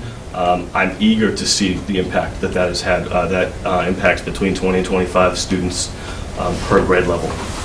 So those are many of our struggling learners, special ed and regular education students, who have hopefully reaped the benefits of Ms. Stanton's knowledge and being in an instructional model that is sub-separate and that is based at their pace and their need in an intervention model. And then finally, one of the things that I think we've kind of taken from the Russell Street model a little bit is we've started to do some small group support during our flex block. And a lot of parents often wonder what that flex block is and isn't. And so what's happening in flex block currently is our special educator and our math teacher, or our special educator and our English teacher, depending on the day of the week, are taking small groups of students out of the flex block. Our teacher assistants are managing the flex block, and the content and special ed professionals, and this is not just for special ed students, it's for our struggling learners who needed intervention and needed some targeted instruction. And we have that precious 30 minutes in the morning to do that. And that's been deliberate and focused, and kids have been put into groups by like need. And that's a third major change that we've made over the course of this school year. So it's big shifts in ELA that we hope will help us maintain the number in the 90s, but more importantly, impact individual students by name, which then will help us, close the almighty high needs gap. But again, Dr. Detweiler's comments cannot be lost, that gap is there for a particular reason. And so at the end of the day, with the teachers, I'm going to look at individual students' results by name and make sure those numbers are shifting in the right direction. Because if they are over time, all of this takes care of itself. In math, we've added a similar model, that small group instructional support during flex block. We've also added Khan Academy as well as the MyPath program so that we can differentiate our supports and our instruction. That's going very well. And the math lab continues to have successful numbers. We're looking at high 80 to 85% of our students who participate in math lab who actually make positive gains. And the students that don't make positive gains, almost to a fault, at least maintain. And I've said this in lots of different forums throughout my career here in Littleton, that maintenance is not always an ugly word. So when curriculum goes up, so does the expectation. So if a child is here and curriculum goes up and they don't get intervention or support, theoretically, when the curriculum goes up, they could go down. But when they get supports and they stay there, that's not always an awful thing. It does often mean the kid has made progress because they've maintained that level of performance at a grade level higher. With added rigor. With added rigor, yeah. Also, both ELA and the math department have worked collaboratively along with special education. If you've missed any of the DESE memos, because there's a lot of them, you'll notice that they've dropped the long comp in 4th, 7th, 10th, did I get that right? And they're sprinkling in park-like questions throughout, so my 4th grader at home went, because all he's heard from his sister is how horrible the long comp is. And so I come home talking shop, and I say, well, there's no long comp in 4th, 7th, and 10th. And he goes, woohoo! And I go, oh, but they're putting park-like writing questions throughout it. And my 8th grade daughter goes, ha! So I'm not sure what the trade-off there is yet. You got a funny house. It's a strange house, right? Great parties at the break I was talking about, I guess. So the reality of this is that this, I'm making light of it, but it's a very serious conversation in-house. Very serious conversation, because here we are now scrambling, and I use that term, loosely, but we're scrambling hard to figure out what those park-like questions are and aren't. We have no direction on how many are going to be embedded in the test, and so we've tried to adjust our instruction, not only our instruction, but our assessment tools, because there's a lot of research out there that says you need to prep kids for a certain type of assessment as well. So how are we assessing our kids? How are we instructing our kids to prepare for this pseudo-unknown sprinkling of park questions? So we've done a lot of work. As a matter of fact, the ELA team in our last PD session on the early release day spent almost the entire session really doing a deep dive into the park information to make sure that we had a clear understanding on that. Special education team continues to collaborate with the math and ELA during PD time. So while we do have some separate special education professional development, it has been really important to me that they are embedded in the work we do with the math department and the ELA department. Some of the gaps exist because of disabilities, obviously. Some of the gaps exist because we need to get more focused, higher level math instruction and English language arts instruction to those children in a meaningful way. So the special ed team is working with the content professionals to make sure whatever they're doing in the learning centers and in the sub-separate classrooms is really linked to what the ELA team and the math team are expecting us to get students to know and be able to do. That's important. Science, strangely enough, is doing very well and very strong at Littleton Middle School as it does at the high school, yet we are still piloting a new series. So what that speaks to is the faculty's never-ending desire and determination to be better tomorrow than we are today. And that is something I say out loud all the time to people who will listen to me. You want to be better tomorrow than you are today. And so we're not sitting back on our science laurels just being happy with some test results. We're recognizing we need to use 21st century tools, more authentic knowledge, so kids are applying what they're learning. And so we are using the Discovery Ed textbook series and have really, really liked the product so far. So hopefully we'll come back to at the end of the year with a more official science update. And just continuously focusing on that high needs group. Alex, is not, as you said, it's not just special education students. We have a mix of low income, a very small population, but albeit a population of ELL students. Current and former. Current and former, right? So, right, just because they're not classified as ELL does not mean that they're suddenly not second language people. And that cannot be lost in a data sort. Is that sort of similar to what Rita was saying earlier about how sometimes students will have, if we have a student who has an IEP, they're making a lot of progress, we take them off the IEP. Yeah. Is that a similar comparison? Doesn't necessarily mean they're back up at the top level. It means that they have progressed enough to be able to take that training wheel off. Okay. Yeah. That's all. You can't count in the group. Correct. Right. So correct. you count them as Thank you. Right. Our successes Right. don't count Right. in those numbers. Right. Yeah, that's helpful. So that's kind of the middle school picture. That's how we have reacted to the data. And to me, that's the important conversation to share with you tonight is what's the hard work for the good of your kids. Quick question. Hold on. Mark? My concerns are just more that the high needs appear to be falling farther behind. If you look at the gaps, they seem to be getting larger in the middle school. They're even much larger in the middle school, the gaps, than they were at Russell Street, where you said we had more, necessarily less time with them and less intervention beforehand. So you would think, based on those comments, that the gaps should be getting smaller, but they seem to be getting larger. So, I mean, I'm going to make a statement. It's one statement of many. Content expectations go up considerably. And if you've had a child at the middle school level, it doesn't matter what town you live in, there's a massive jump from 6th to 7th grade. That's not unique to us. That's the expectation of the state. And then you get into level math and high school algebra classes being offered at an 8th grade level. And that holds kids accountable for higher standards. So some of it, you're right. I'm looking at you right now, you're right. I mean, we have to find a way to try to not make that happen. But what we struggle with is the rigor and the expectation of the content going up faster than the gap is closing. So when we look at kids by name, many of our special ed students and high need students have moved, but they're moving 2 or 3 or 4 or 6 points. Whereas when you said we would get points for the upper level kids now since 2011 or 12, those kids moving 6 points is a huge jump sometimes. But some of these students are pretty low when it comes to a percentage, and so I think we have to continue to address it. That's why we're doing the work that I described. It has to continue to get done, so that the ELA and the math teachers are working with the special education teachers as much as possible to make sure that Johnny or Susie are getting intense, direct instruction at the same time as being held accountable for their grade level content. And that's and that is a very carefully balanced seesaw.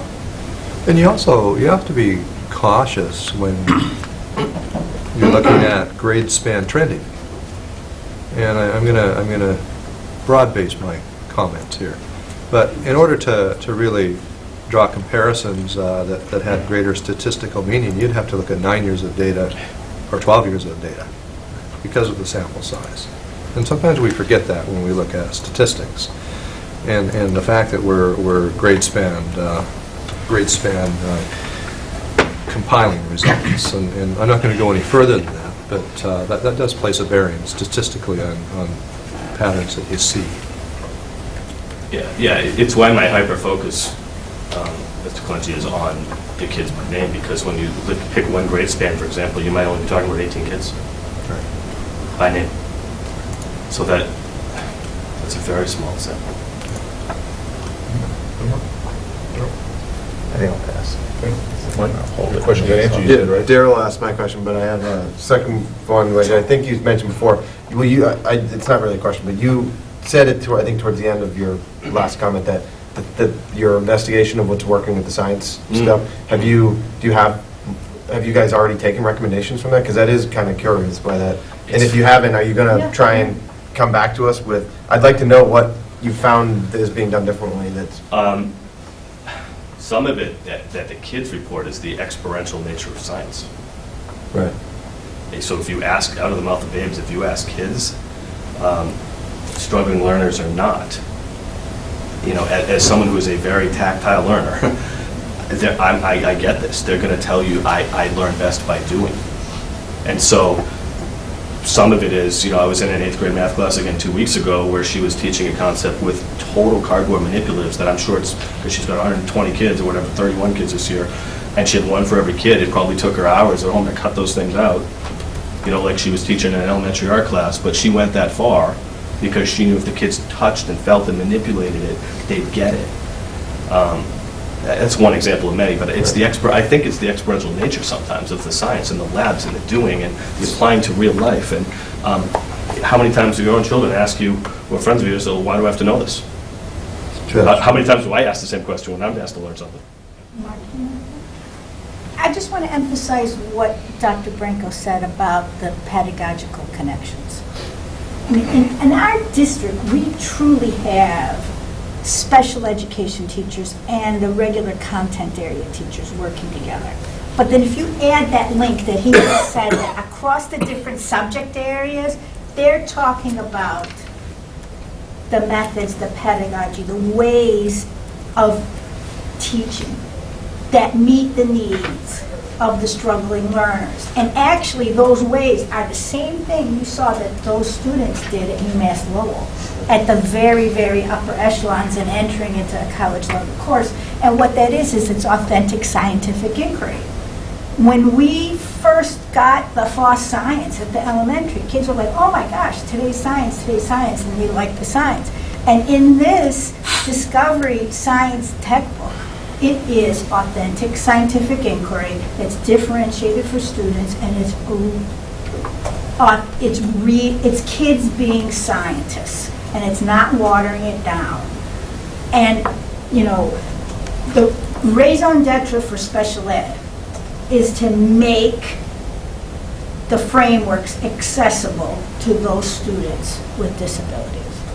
And so it's still science is science, the frameworks are frameworks, and so that's the dance.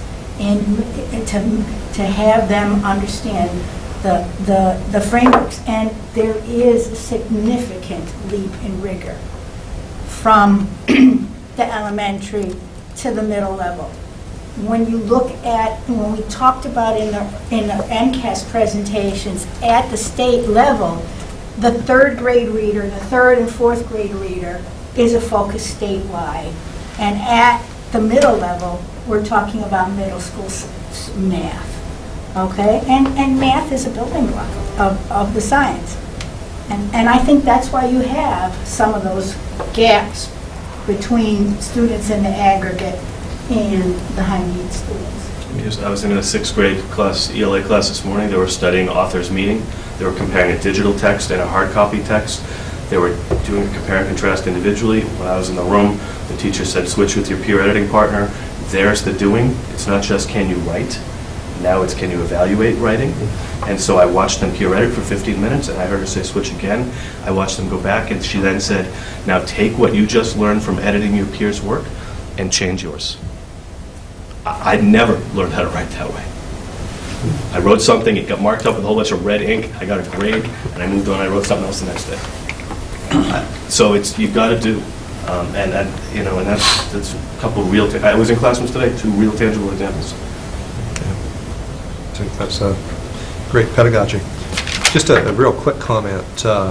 We all know that the last 8 years we've been putting a lot of focus on math and ELA in schools. And it's comforting for me to know that even though we've been doing that here, our science hasn't suffered. Our science is very strong. And that's a great thing to be able to say, because a lot of time and energy has gone into ELA and math at the expense of what I call elective courses at times, because we've increased hours of ELA and math as well. So, you know, when I see science where it is, it just really pleases me that we were able to meet that. I guess that's an evidence point that affirms that we kept an approach that was broad-based and took care of all learning within our schools. Good. Ask any questions on those schools? Yeah. Sorry to make you back up there. Firstly, on this page here, I think this is the first year that I've seen the data presented this way, and I think it's great. Maybe it's been presented in years past, but I don't remember it. So I think it's great to be able to look at it this way. I think the other overview is also important, but I think this is really helpful. I was wondering if you have the ability to break it down. We see we have all students and we have high needs at each level. I'm wondering if next time we can break it down to include students with disabilities or any other subgroup that is having that issue or is not having an issue, that is below that 75% that is not meeting the standards. Because we see that, I can see that on the DESC website, but it doesn't show me sort of the baseline CPI versus 2014-15 relative to other school types. That information is particularly helpful here, because for the Russell Street presentation, being able to say, oh, we're doing really well with all of our students, and also really well with our high needs students, but our high needs students are not doing as incredibly well as our. That's very useful to be able to figure that out, because again, it's just the numbers need to be relative to something. That's valuable, and so I think that's why I really like this report here. I'd love to see that broken down to students with disabilities at some point. So that's a detailed report. Yeah, it's available. The one thing I would say,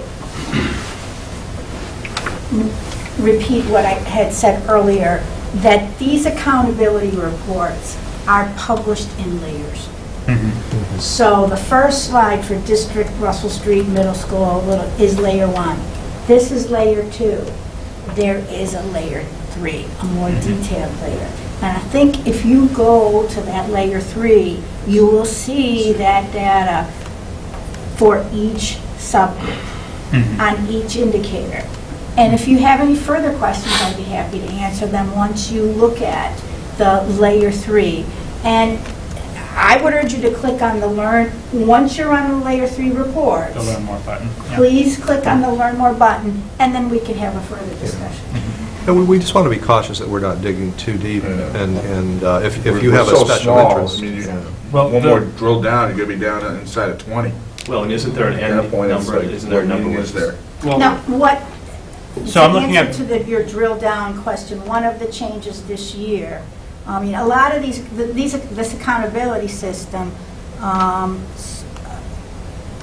takes a look at how many students, the district and schools are held accountable for how many students in each group. And at first, it was n equals 20 in the aggregate, and now the subgroups are n equals 25. Right, and the problem is that, and it comes back to what Kelly talked about a moment ago, if you're gonna track 20, and then the next year it's a different 20, That's right. there's almost no meaning. It's just, it's too small and it's across two, you just gotta be careful. You gotta be really careful with that. Can I make my comment now? I can't hold it much longer. I really question how this is helping us. So if I look at, I'm going to look at science for a minute here, and I don't mean to there, but the scores went down and we're on target. As a decision maker here, I don't know what to do with that information in terms of how it's doing it, other than, oh, we don't need to continue investing in our science program because it's on target. Stop it. Like, is that what I'm supposed to do with this information? It's not helpful in terms of what we need to do. The drill down of what you're doing in the school is what's valuable. This is not facilitating that discussion for me. And the more we try to dig into this to get meaning of it, the more frustrated I get with the conversation tonight, quite frankly. Well, hopefully the October data did. Yeah, no, Right, that's what I mean, right. because That was- that's tied to what are we doing, how are we improving actual achievement in the schools? And this data here, like I said, we went down in science, but we're on target. It's 130 different kids. You know, It's 130 different kids. But it's not helpful.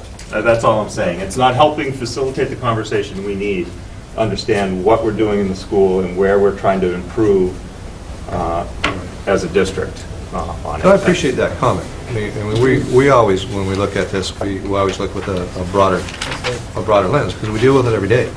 So I hear you, I appreciate that comment. Again, I'll go back to what I said half an hour ago. Yeah.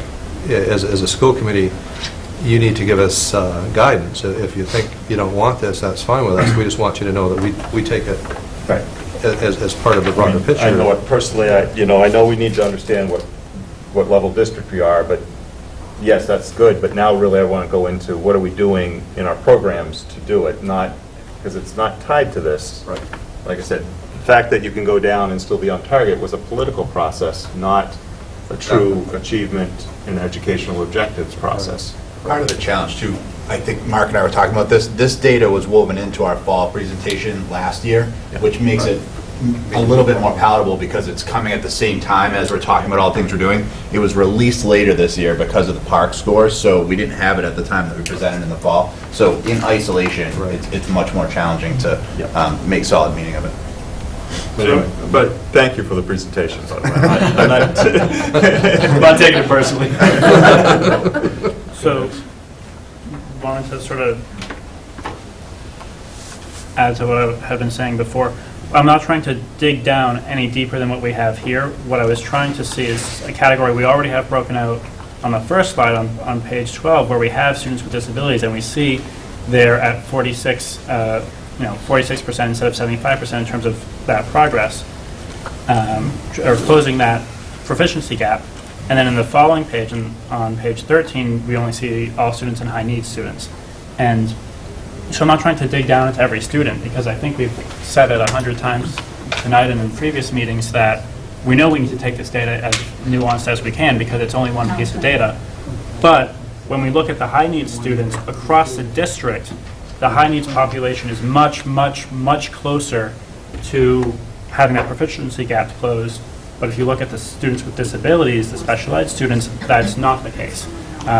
For the middle school, for example, the high needs students are at 55%, all students, the whole population is at 62%, and the students with disabilities are 46%. That's a much bigger gap. And that's something that we've talked well, about. Well, as Dr. Detweiler said, some of the kids in the high needs don't have disabilities. Right, exactly. That's logically why the numbers Which are is so why high. which is why I asked Dr. Jamie, and she answered how I can find the data about why it's important to find out how we compare students with disabilities to the level of data that we're looking at right now, because I think that's valuable. Because when we look at if our students with disabilities were much closer to closing that proficiency gap, or were on target to close that proficiency gap, I don't think we'd have high need students up there at all, because the special ed students represent such a large proportion of our high need students, which says to me that our economically disadvantaged students and our ELL and former ELL students are doing very, very well relative to the general population and relative to how other schools are performing. What I'd love to see, and now I can, is where the students with disabilities fall on that. So I'm not trying to, I don't want it to sound like I'm trying to dig into the data, you know, with a laser-like focus on trying to improve test scores, because that's not what it's about. It's about improving learning. And I think we've had a lot of discussions about that. But I do think it's very important to have these sorts of conversations, even if we know, and I think we do a good job of saying this every time we have these conversations, this is one data set. This is one type of learning. Not every student does well on these tests, particularly students with special needs sometimes struggle with these tests. We know that. We have those conversations. We try to nuance them, and I think we do a pretty good job of that. I still think it's very important that we see this report. We don't see it every week. We see it, you know, once a year. This year we have the October report, and we have this report, so maybe twice a year. We don't see it a lot. I do think it's important because it shows us where our needs are. And even though it's not drilling it down into the curriculum and it's not connecting it to the learning directly, it shows us where we need to go and what conversations we need to have after this point. And that's why I think it's very valuable that we take this in.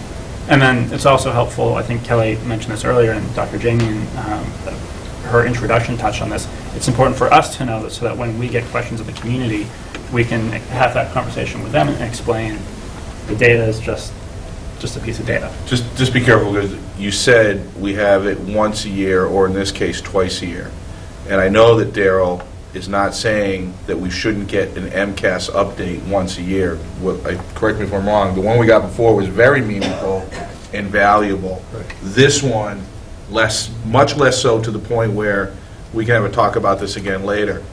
That maybe this one, in this context, separate from the one we had in October, may not be as worthwhile as we think it is.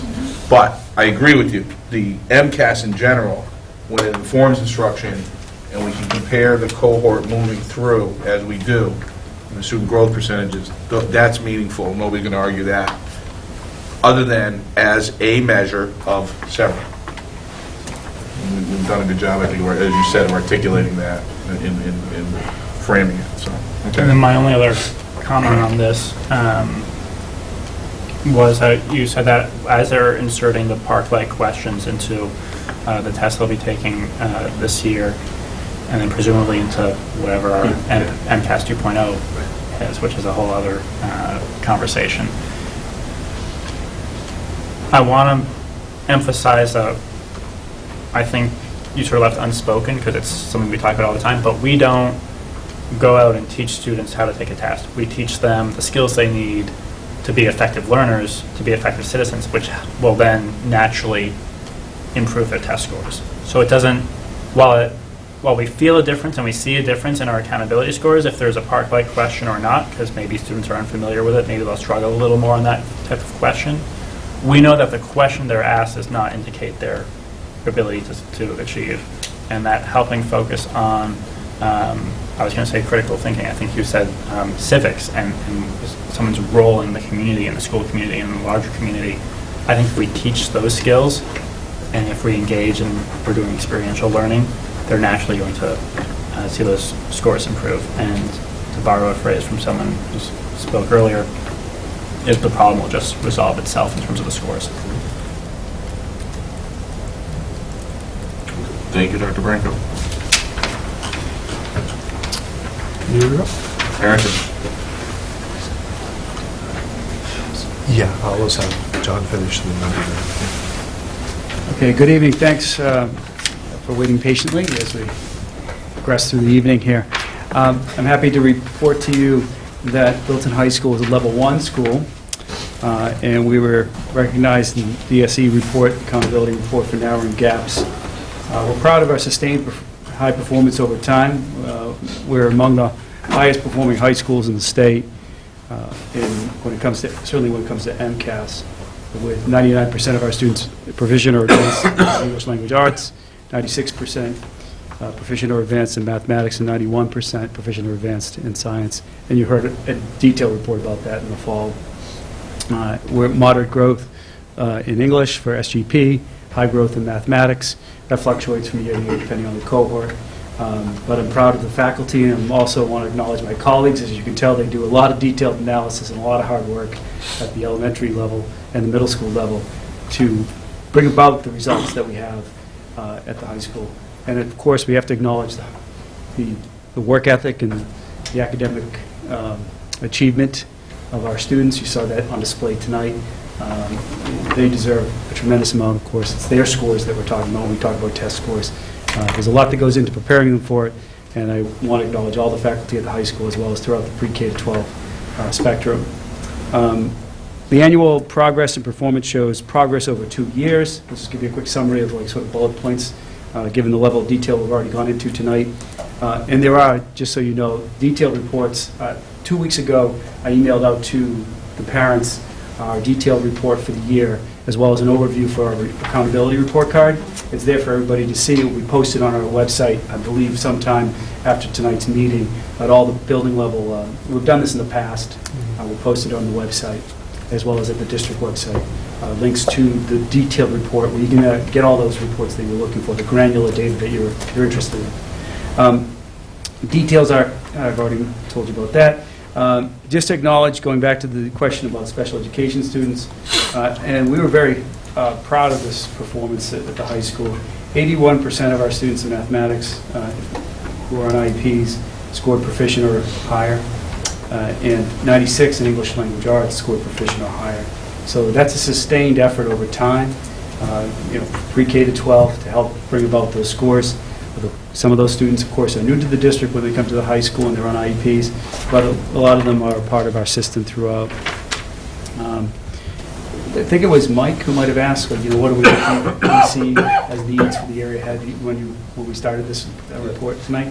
I think one of the things is we look ahead, we certainly continue each year with an ethic. You hear this all the time, every year, and that ethic of continuous improvement at the high school. So we're always looking to see where can we help an individual kid, where can we intervene early. We track performance of students really closely with our student support team.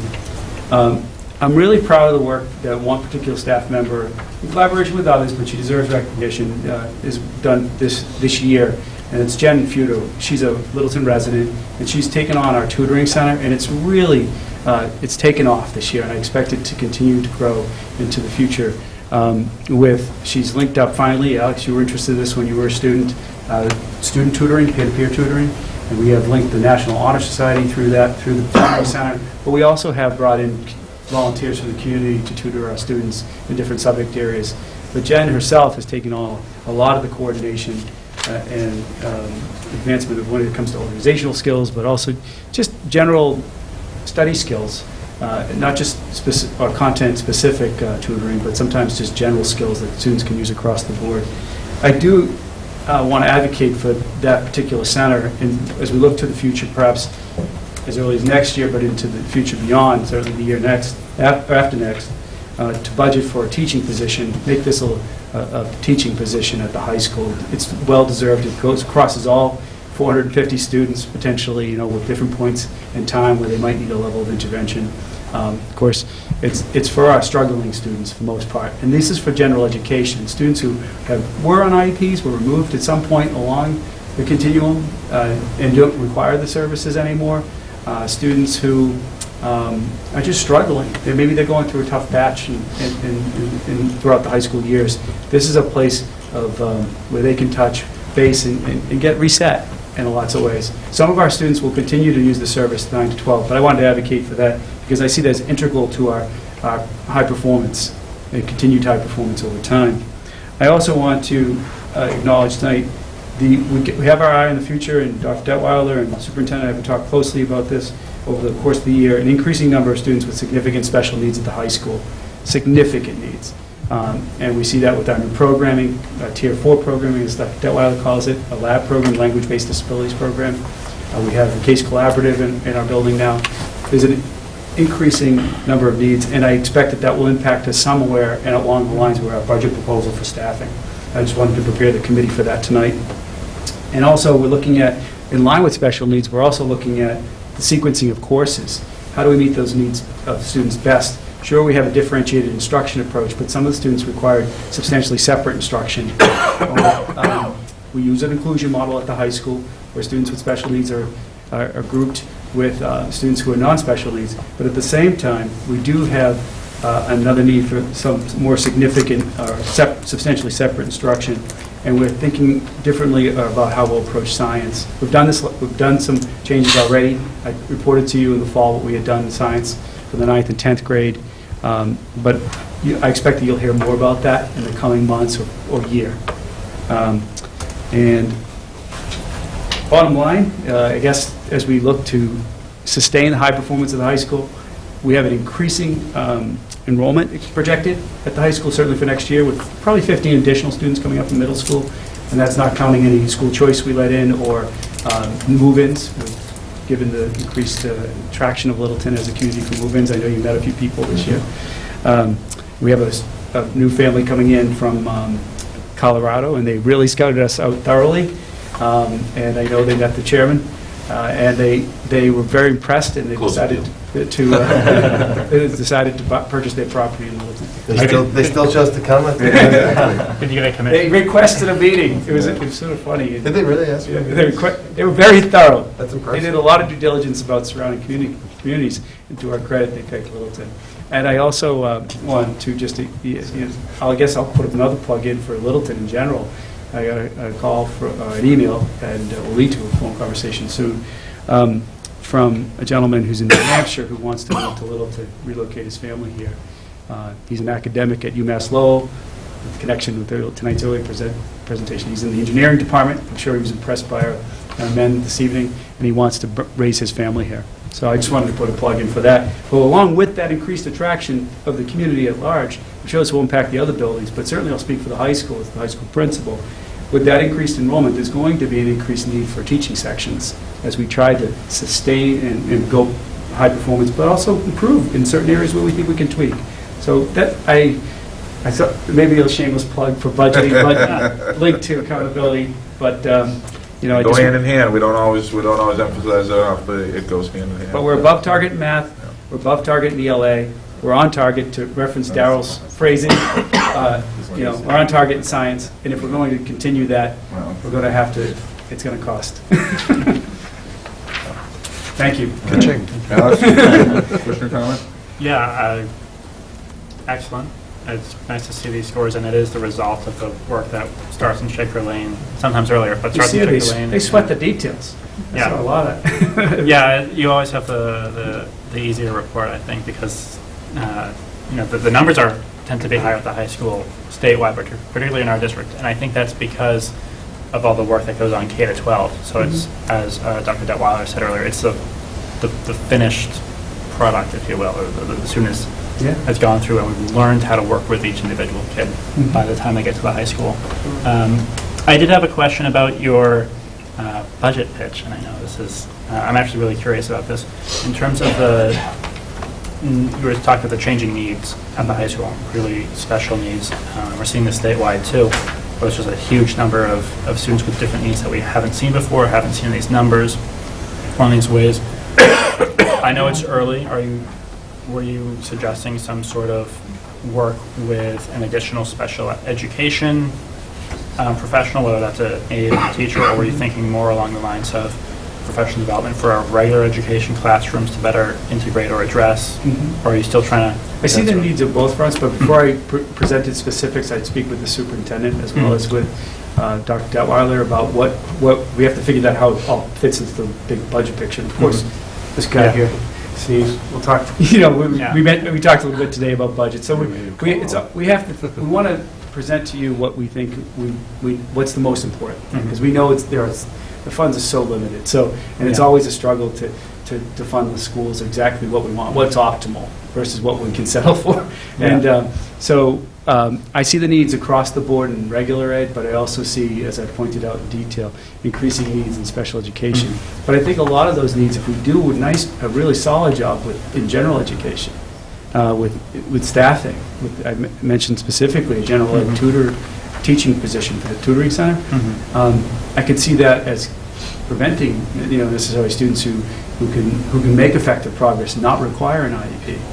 Because of the interventions that are done in general education. A lot of students go to referral because the parents or students are frustrated with, not necessarily at Littleton High School, but in general, across the country, with their needs not being met in general ed. And our faculty do a fantastic job at that. So let's keep it going is what I'm advocating for. But I do envision and would present a formal request at some later date for additional staffing at the high school. Thanks for the preview. Sorry for jumping the gun. No, I mean, it's no secret. We've talked about this every year, and it's program-centered and broad-based course-centered. So, I mean, it's both. And it's just a matter of, here's X number of dollars. We look at all the needs of our system, and we shake those dollars out of the tree, and we do the best we can with the money we have. And I've made a statement, fairly assertive statement, as we accomplish our mission. And if we didn't accomplish our mission, we'd be having very different discussions. So we're doing okay, but we need to look toward the future, as we've had many conversations, and this is one way. John and I have had many discussions in that area, and so have all of the principals with me. We need to be looking down the road, and if we're not, that's not a good way of moving a district forward. So it's just another example. Thanks. Just one quick question. Why aren't the high need students separated on the high school slides? Because for a sample size of, I believe now it's less than... The cohort. 20, it used to be 30, but now it's 25. For the subgroup. They won't report out at risk of identifying, I guess. I think that's the number they're still holding to. Is it 25? Yes. Okay. Plus, I don't think they're below, I think they are above that, or meet or above that proficiency gap. That could be why, too, yeah. Also, Yeah. they're not? It's just a number. The reason why the detailed data for the high school only has all students is that the number in the high needs subgroup is not at the required number for reporting. That will number change. has changed. That's what I'm projecting out. Initially, it was for the 40, future. That's going to then it change. was That will be 30, reported because of then our it was needs. 25. Next year it'll be 20, and so you'll see it reported. Okay, that's the magic number. Okay. Yeah. Thank you. Thank you. Thank you. I think we don't need to make a decision certainly tonight about the merit of this particular presentation, but we have had some talk about that. So if you could just make a note that when we circle back towards this as an agenda item next year, let's have a discussion about how we want to do it, and maybe we can find some efficiencies to make sure that we're getting meaningful data presentations, and discussion is always good. But our time is somewhat limited, and it's sometimes can be a little frustrating if we're not using it as well as we could be. So And hopefully it'll be combined with MCAS. that's what I'm thinking. Yeah. That's our plan. The problem might solve itself. So We didn't give an opportunity for Principal Brankel to talk about NELMS, so a couple of minutes, if you don't mind, that would be good. It's quite an achievement. So this is actually an exciting topic, so please stay with me. The last topic was it? So we have been for 3, 5, 8, almost 9 years now, I guess, or 10 years, close to it, recognized as a NELMS Spotlight School. NELMS stands for the New England League of Middle Schools. And every 1, 2, 3, 4, 5, every 5 years you go through a renewal process. And so last May, the leadership team and I embarked on the renewal process, which took a lot of time. We did focus groups at the faculty level, talked to students, wrote a 5-page summary, which is actually very therapeutic because it coincides with my first year. So it actually goes all the way back to my first year. So if you've never done this personally or professionally and just journaled your life over time, it's a fascinating thing to do. So the leadership team and I did that collectively. It was a very cool experience to really highlight the growth and changes and movement over time at the middle school. So I have the actual application package and the review that we wrote. We're going to post that on our website shortly under a NELMS tab. And then we also have the report that we got from the site visit that just happened this past December. So I'm going to highlight a little bit of that information tonight, and I will post it on the website after vacation so that people can kind of do a deep dive into it. But very, very quickly, just to give you a flavor of everything that we were able to highlight over that 5-year period of time. We talked about curriculum and instruction and assessment initiatives, and we talked about how we totally turned the math department over and upside down, not only with our materials instructionally, but with the change in leveling. We talked about the world language team participating in a full curriculum review during my first year here and putting together the exploratory model, which has really, really helped us build a robust world language program with 3 languages that go all the way up to high-level programs at the high school. And I will tell you that when I get to the report from the visiting team, that was one of the major highlights of our report. They visit a lot of schools, one, to try to help them get to best practice, and 2, to try to accredit them. And one thing that we've learned is there are very few middle schools that are able to offer 2 world languages, forget about 3, and maintain that. So that was really a nice mark. Another thing we highlighted in our report was the science review that we were going through. Another thing we highlighted under curriculum was our ELA review. So with the exception of social studies, which is actually next on the docket, strangely enough, we have done full curriculum review and overhaul in all major subject areas in that 5-year period of time. That is a very aggressive timeline. Not to mention, Dr. Harrington's plug in the budget, we did that all while we were Utilizing current staff. utilizing, in most cases, current staff and budget situations. And not to go unnoticed as a recovering band director, we also did a full overview of our general music curriculum at the end of last year as well. We reported out on how we've worked hard over the past 5 years to meet the needs of diverse learners, talked about how we continue to implement and train with supported PD, the co-teaching model, the addition of Math Lab, the evolution of the Academic Support Center, which, as Dr. Harrington mentioned at the high school, is really embedded in its 3rd and 4th year now, meeting the needs of struggling learners who are regular ed students. And then we talked a lot about virtual high school and the addition of Edgenuity. We reported out on our advisory model and how that's grown over time. We reported out on the major change we made with the homework committee a few years back, and that change was supported again by our parent survey data over the past 2 years in a positive way. We reported on the massive technological growth when it comes to tech integration, not just the stuff that we get in a district like Littleton, but how we use it and how we use it well. So we talked about the blend of BYOD and district-provided devices and what that looks like at the middle school. And we talked in our report about professional development and how we made a major shift in site-based professional development over time in this district, and embedded professional development and the embracing of not just graduate coursework, but the ability for teachers and professionals to go out to conferences and other professional development opportunities. So that's kind of the real quick cursory overview of the report that we submitted as a team. And then very quickly, I'll just pop through this. They came on December 14th this past school year, just a couple months ago. They saw many indicators of successful schools. What they do is they rate the schools on a rubric using the This We Believe indicators. These indicators come out of AMLE, which is the Association for Middle Level Educators, as a nationally recognized, actually it's now an internationally recognized organization for middle level education, and they have white papers on best practices called This We Believe at the middle school level. And so they use those indicators when they go out to middle schools on their effectiveness, and they use a rubric with 3 of exemplary, 2 of accomplished, and 1 developing.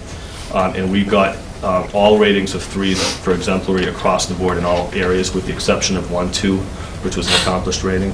And some of the criteria are educators value the young adolescents and are prepared to teach them. Students and teachers are engaged in active, purposeful learning. The curriculum is challenging and exploratory.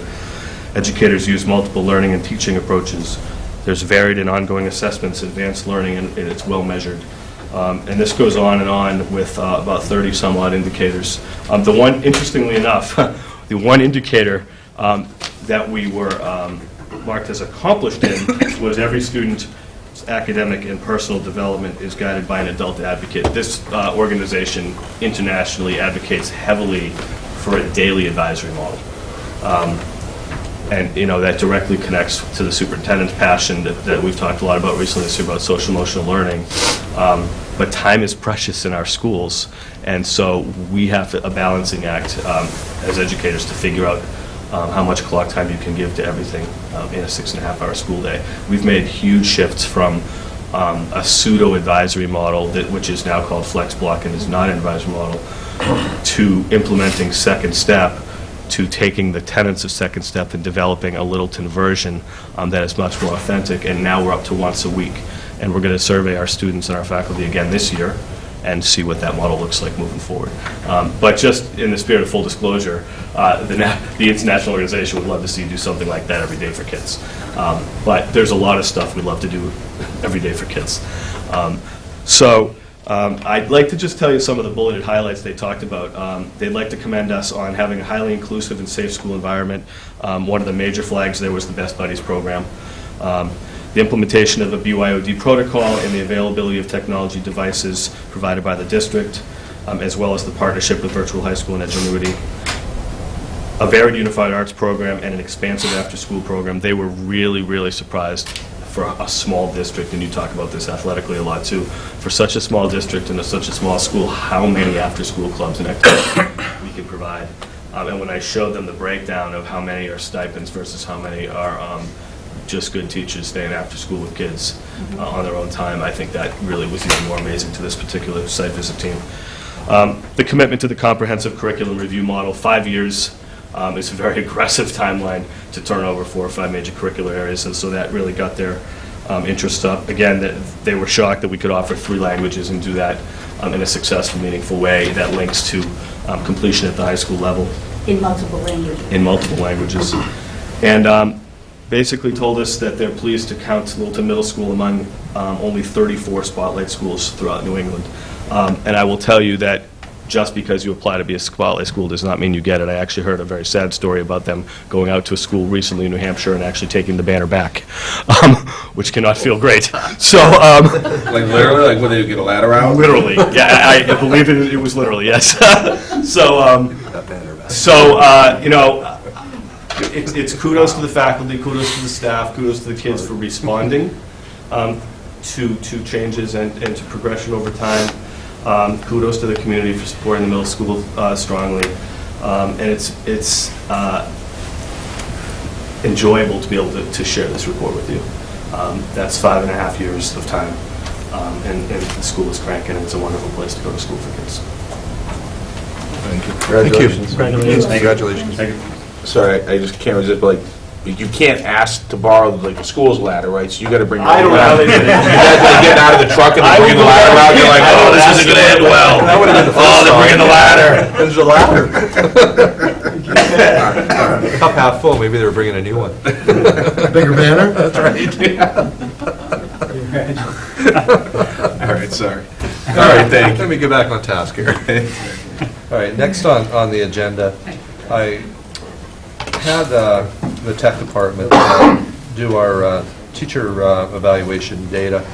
What happened, it's convoluted because some of our teachers are on 2-year cycles if they have professional teaching status, PTS teachers. Others aren't because they're non-PTS, they're on 1-year cycles. And we've evaluated all teachers within the two-year cycle, but the data doesn't show that. They only do it 1 year at a time, so they're actually uploading formative evaluations. Now, formative is informal, and it's conversation related, and that's how they're accumulating the data. So with all of our programs we use for accumulating student data, one talks to another. And what happened when the state rolled this out, we uploaded our data, but it didn't take a lot of our formative evaluations because formative evaluations are not rating oriented. So that was one of the things. Another thing that happened, and it was kind of comical to me because if I would have just let things be, it would have been better. I still want signed evaluations in all personnel files. So by doing that, inadvertently, in order for anything to be pulled from our software program, both evaluator and evaluatee have to sign off on it. So they already thought they signed off because they signed a paper document. And of course, we didn't pull from paper, we pulled from electronic. So what I've done is worked with the tech team and the principals, and we've created our own spreadsheet document, and we're going to do it manually every year so it makes sense. So if you look at the results, we're where we needed to be. 134 all educators in the district, 124 were evaluated. You ask yourself why weren't 10 evaluated? For a number of reasons. They could have been on maternity leave or extended leave or left the district or on and on and on. So I look at the exemplary, efficient, these improvement spreads. I think professionally, I think we're where we need to be, and I always use the analogy, and I said this many times at first day back presentations. My job as a superintendent and my administrators' jobs in general are to make you the best that you can be. If I was going to get my appendix out, hopefully that never happens, I would not be looking for a proficient doctor to do it. I'd be looking for an exemplary doctor. And so, same holds true with teaching. I want all of our teachers to be exemplary, and that's what we strive for. And what's interesting, and it should look this way, when I look at PTS staff as opposed to non-PTS staff, our PTS staff had 27.7% of our teachers in the exemplary category. Non-PTS staff, 3.8%, which, again, is a check and balance for me as I look at all this data and make sense of it. So, questions? Alex? I like the way that we talk about the educator evaluations because I think it's focused on growth, and I think when it was rolled out by the state, completely independent of any of our decision-making processes, there was a concern that we had, that a lot of teachers had, both in this district and across the country, across the state as well, about is this going to be a punitive measure, or is this going to be one that promotes a positive professional environment? And I say it often, but I'll say it again now, that I think we're talking about the right issues and we're talking about the right things. And just as important as the numbers up here that we're looking at is the process we go through to get them and how those change over time. Even less the number and more the story behind them, and that we focus on each individual staff member. And I think we do that, and I think we do that well. And I'm grateful to the admin team and the teachers for all this extra work that we've given, that the state has given us on this issue, while we're also simultaneously doing so many other things. So I'm really pleased with the way it's coming around. So thank you. Thank you. Two quick questions. How do these numbers, can you give us a sense of how these numbers compare to our peer districts? That's a great question. And some of you realize that I did a thesis on evaluation 15 years ago, and I'm completing a second thesis on evaluation. So there are so many variables when you look at data quantitatively, when you're looking at a qualitative process to improve teachers. So part of it is philosophical.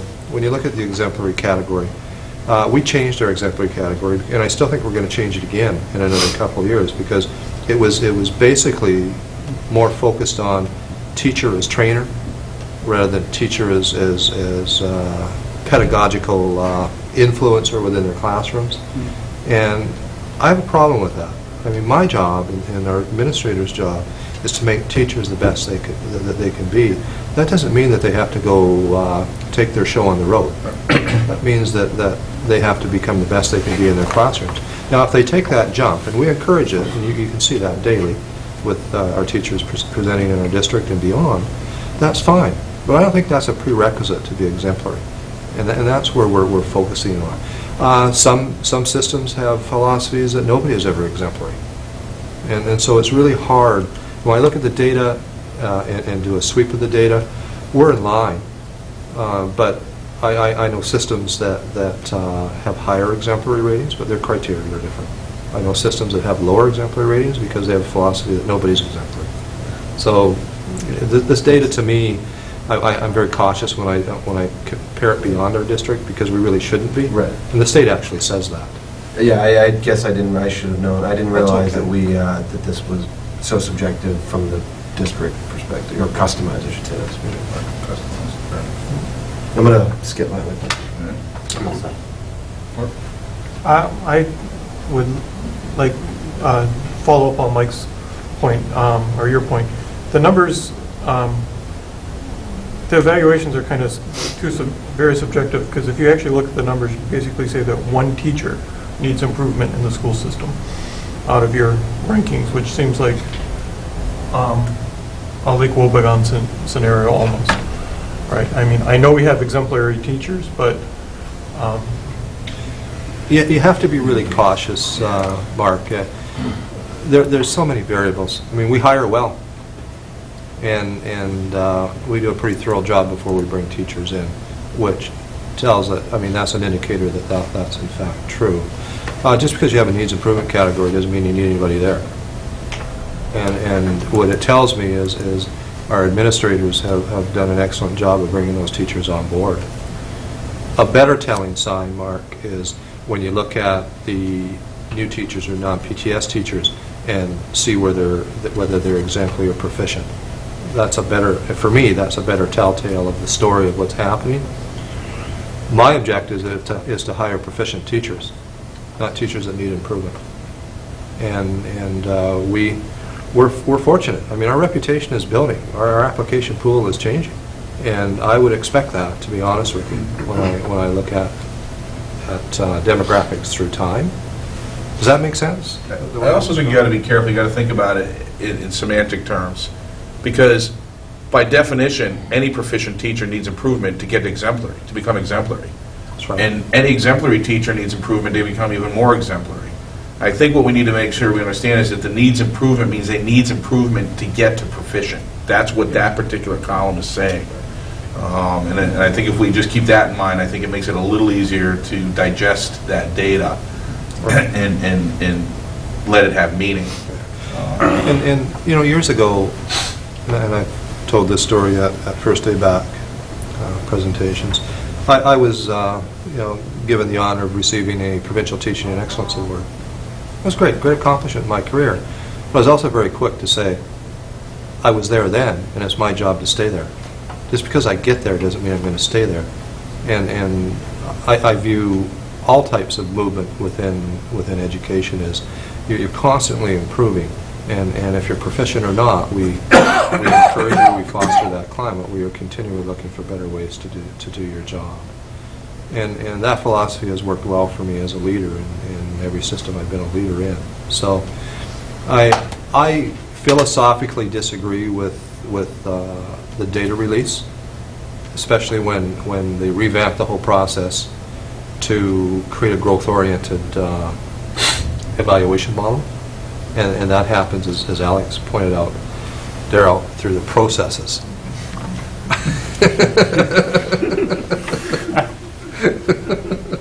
As long as we don't set up a project to get to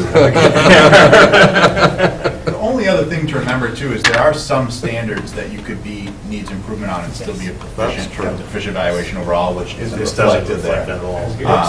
It's overall rating, because we have people who are needs improvement in certain areas, but they know it, they're working on individual issues here or there, but overall. Yeah, so I think the word subjective is the one that I would be careful with, right? Because it's rubric, it's very clear, we're held to standards to be able to pick that rating based on the rubric language. So you can have needs improvement in one category and you could actually be exemplary somewhere else. And that is the case. And then I can tell you, hey, you're a model in our school for this, this, and this, but I need to push you here and support you here. That actually doesn't show here, because if you get 3 proficients in one and one needs improvement, you're proficient. Yes. Right. So we just I'd be careful with subjective, and two, this is the final rating. Yep, I understand. There are also, once we do the superintendency evaluation, that's also based on the same framework, so you'll get an idea for the standards on each. And I was really glad that Dr. Branca talked about rubrics, because I was going to, and he did it more eloquently than I could. I did have one quick question that came up. The non-PTS teachers who tend to be more proficient than exemplary, those teachers tend to be newer teachers, newer to teaching, and so they're in their Well, formative years. It depends on what we're looking at. When you hire teachers, you hire beyond the classroom. You do a school-wide portfolio, and we want to make sure our staffs are as balanced as possible. So it really depends. If we bring in, I mean, we hired some new teachers with 8 years of experience and a master's degree, or a master's plus 15, because we needed that in that school, in that subject area as well. So it's hard to say. We have hired a lot of new teachers in our district in the last 3 years as well. And yeah, so I couldn't make a generalized statement. Okay. Thank you. All right, we're good? All right. Cost center presentation, we're delaying, correct? Yes. Yes. Very good, all right. Old business, update on the process for school year start date.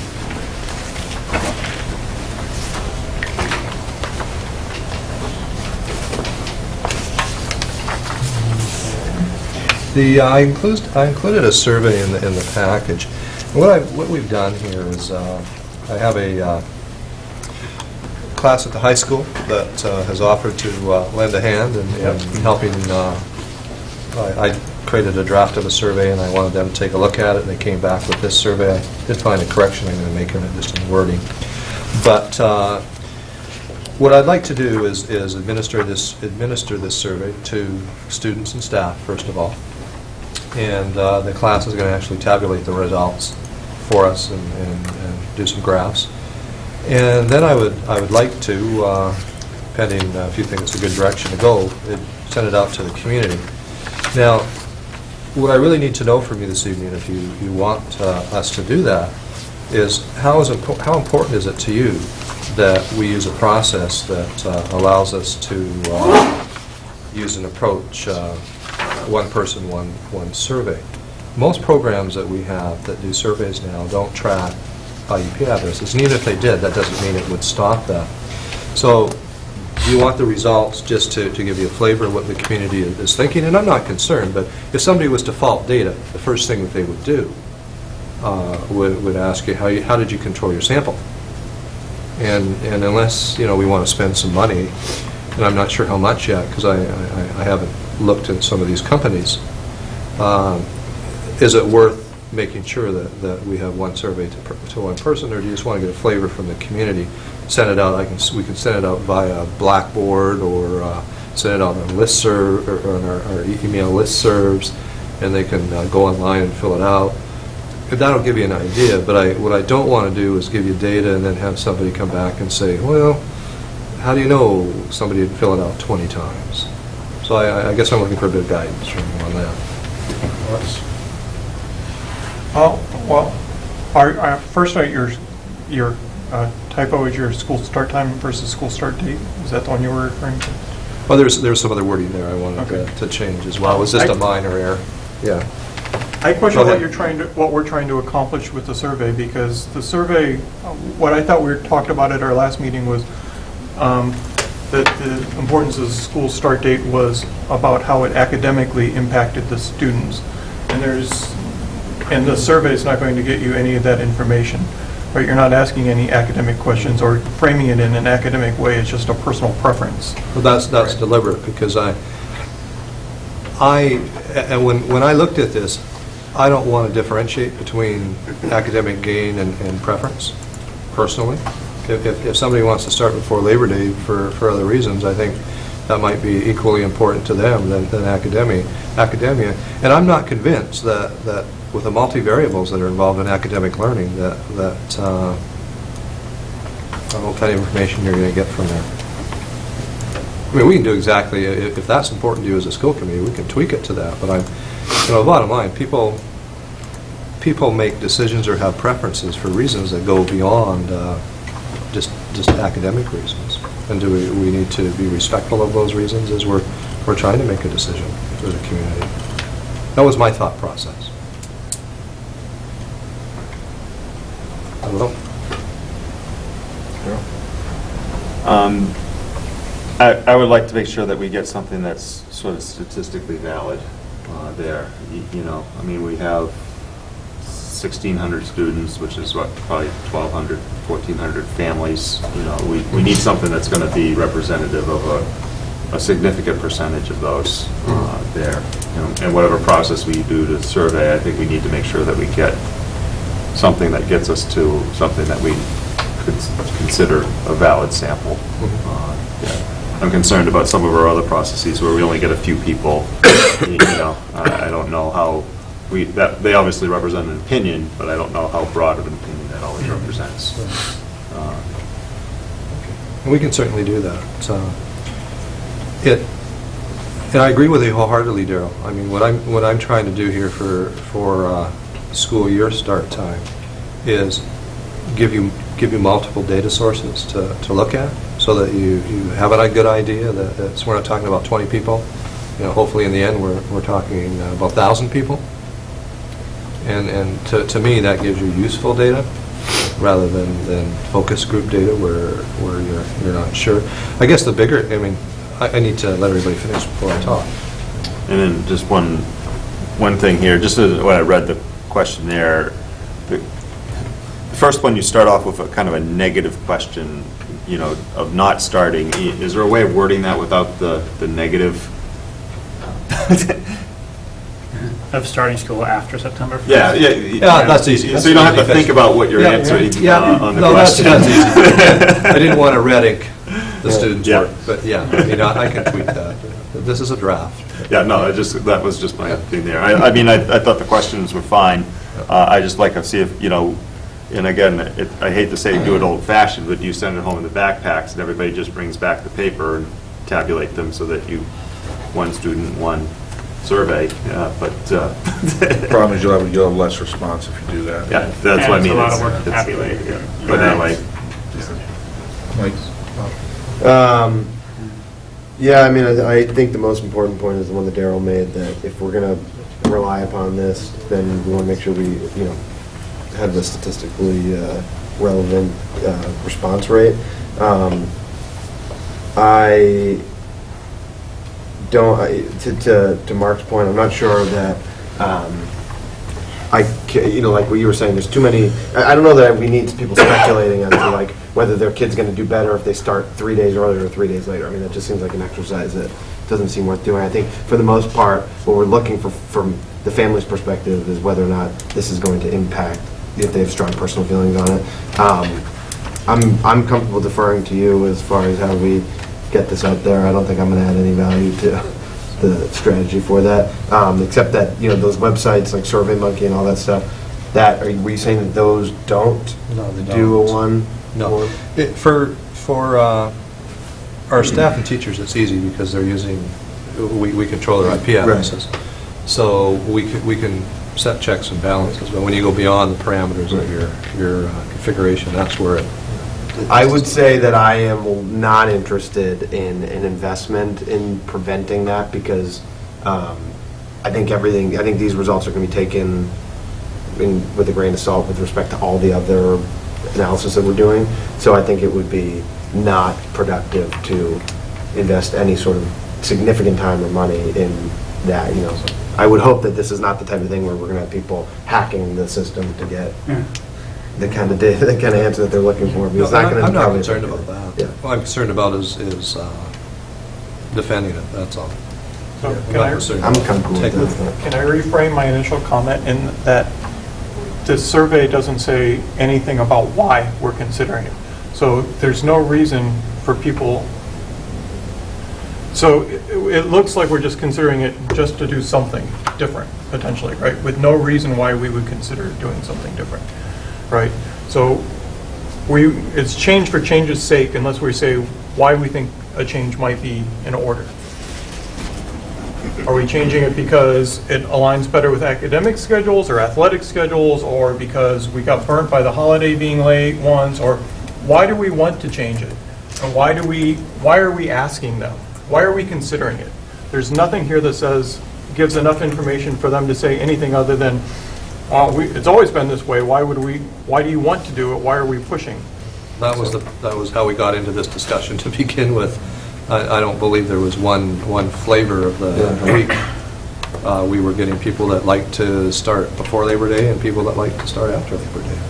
That was the premise of the discussion. And the other thing is that there are many people, because we've seen several of them here, that they know exactly why they have their opinion, and they know exactly why we would be contemplating changing it. And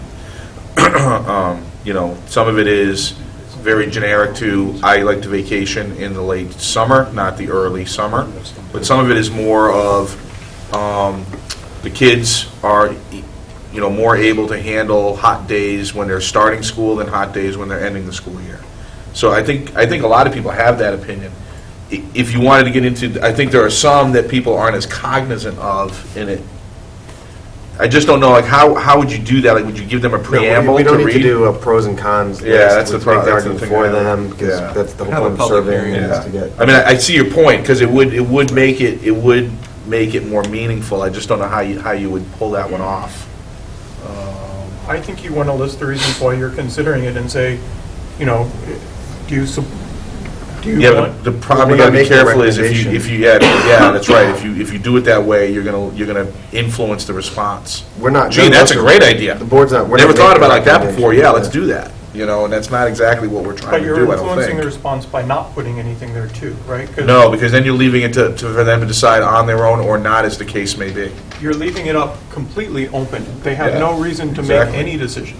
Exactly. That's their choice. And that's fine. That's their choice as well. So the point is, if you put in the reasons why you're thinking about doing it, if they feel strongly against it, you're going to get more, or strongly for it, you're going to get a response. When you leave the survey vague, you're going to get fewer responses, because people have no idea why you're putting it out. So if you want to See, I don't concede that point. They know, there are plenty of people that know why we're putting it out there. Plenty of people who know why.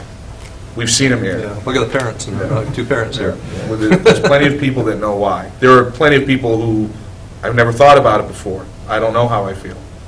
And they're saying, it seems fine the way it is. And that'll be a response. There's no question about it. You're right. That will be a response. And we're not making a recommendation, so anything that we put in there as far as the reasoning is going to look like, we would have to cover every possible Because option on either side to make it. I don't think we could put the reasons. We could only state the facts. Right. Which is, we are required by law to provide 180 school days. And That's our a good current point. calendar runs from here from this date to June 23rd. Within this In this window. The school committee is looking at, is that the window the community wants? Right. And then the reasons for it are personal reasons relative to the parents. We're asking for educational reasons from the administration because of the fixed dates and the other things there. So as a committee, we could evaluate that. But I think we can't give them reasons in the framing of it, because I think that leads the question. It's data bias. On it. But I think, if you want to, but at the same time, what I just said could be very sterile for somebody reading the survey question. Right. On But it. but then question one is data bias too, and you have to take it out, because it says, do you prefer the current policy? That's data bias, just like putting the other information in. Let me put this in perspective. This is only one data point.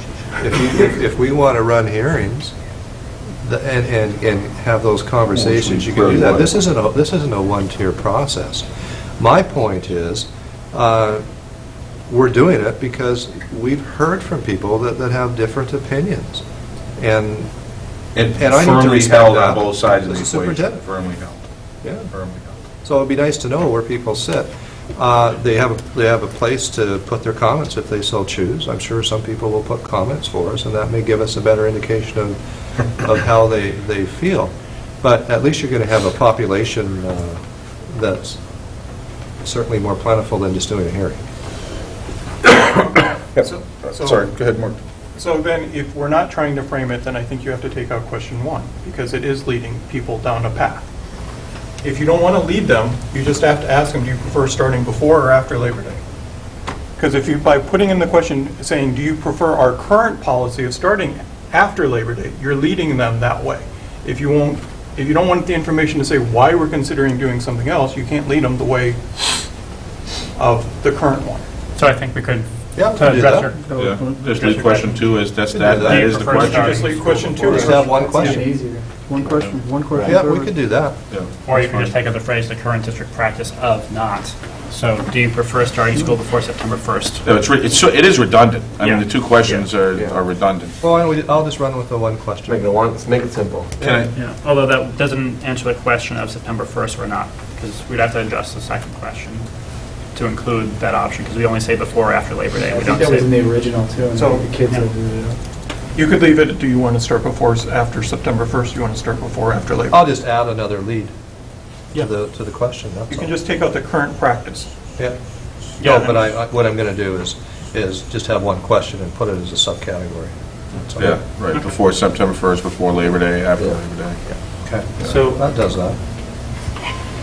the thought that I had in terms of the data bias or being able to defend the data, if we had an online, if we're just going to email this out to everyone and it's an online form, we could create a form that just says, name, and then the note that says next to it, we're taking it anonymously, we're not looking at your name except to make sure that no two people with the same name enter the Yeah, but then data. they can just put Mickey Mouse and.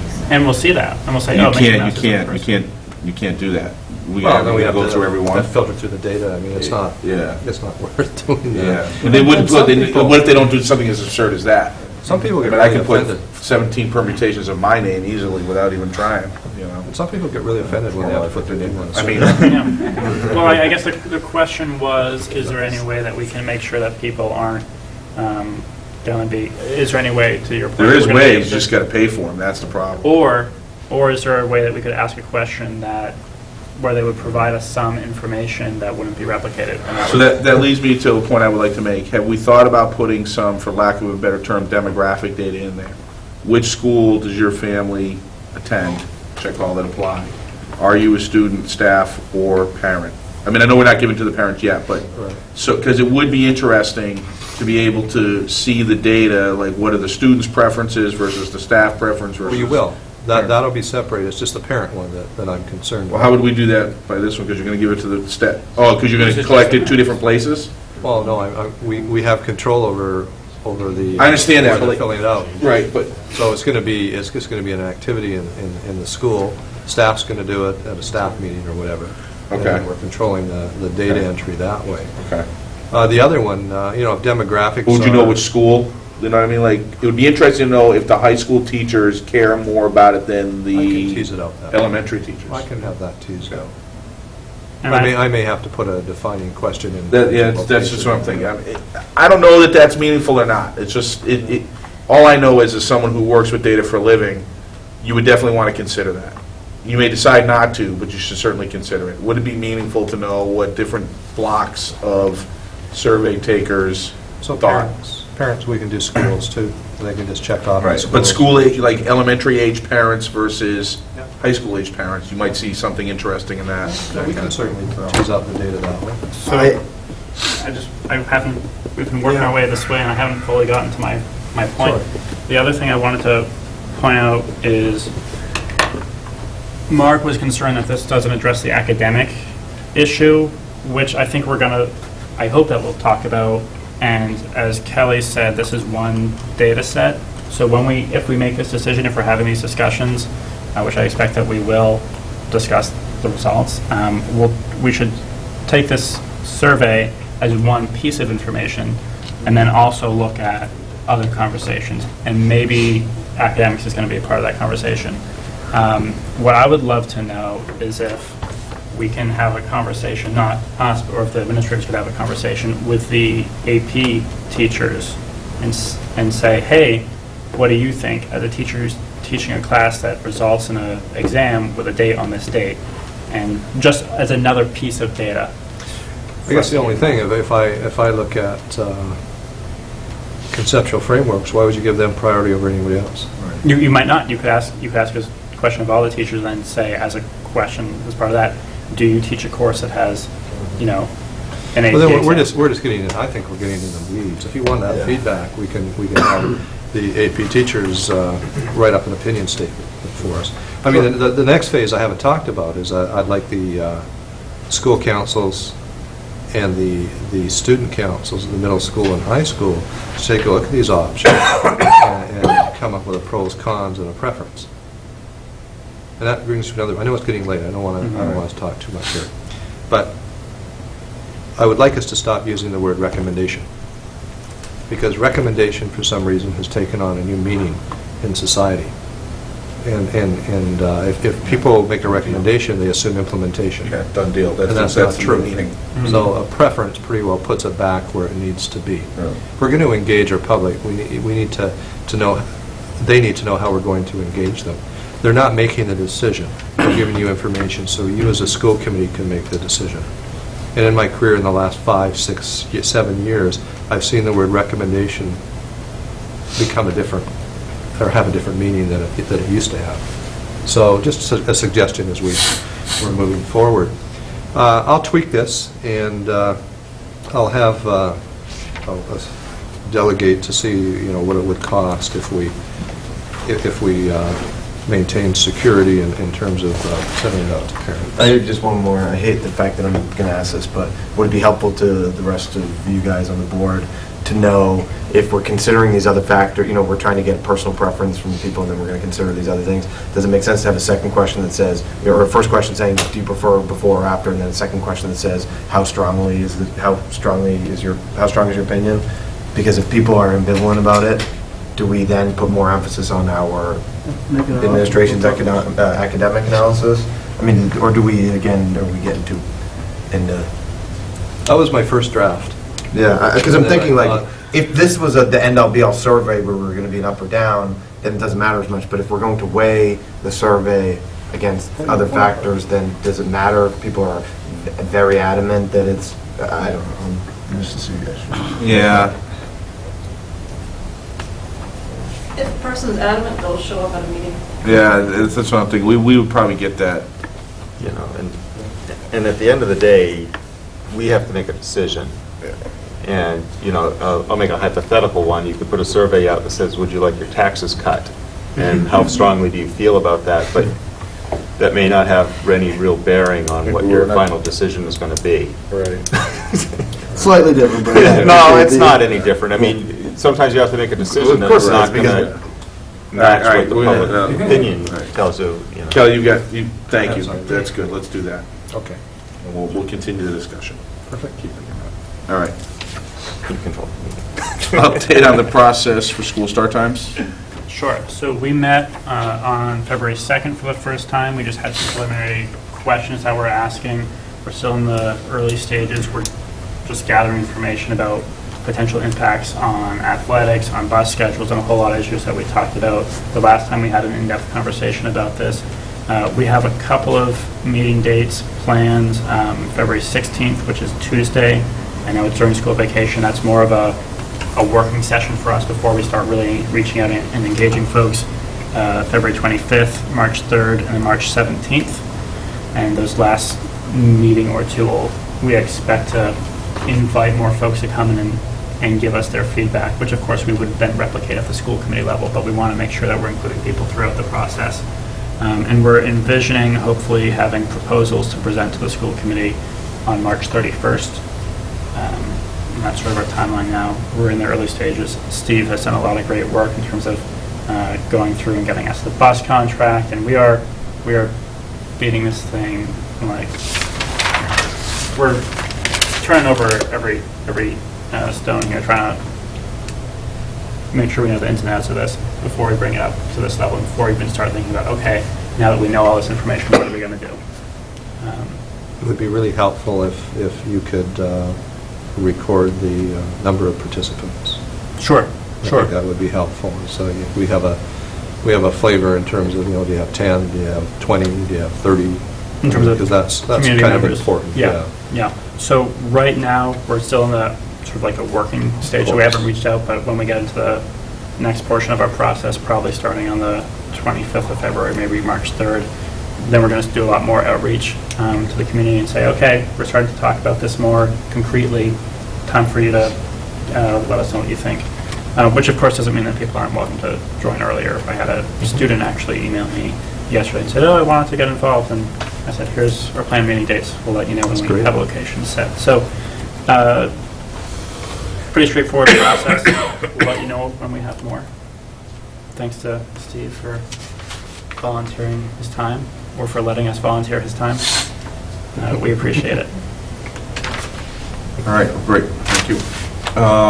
Interested citizens? We're losing our Yeah, staff, we're too. losing our staff. Interested. Not just our citizens. Subcommittee reports, PMBC.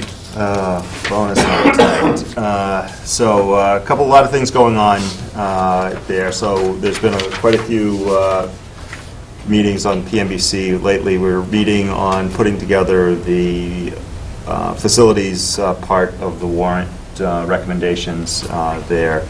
So it's looking like there's going to be probably a couple of major paving projects relative to the schools this coming year. Looking to finish paving the front part of Shaker Lane and doing the sidewalks there.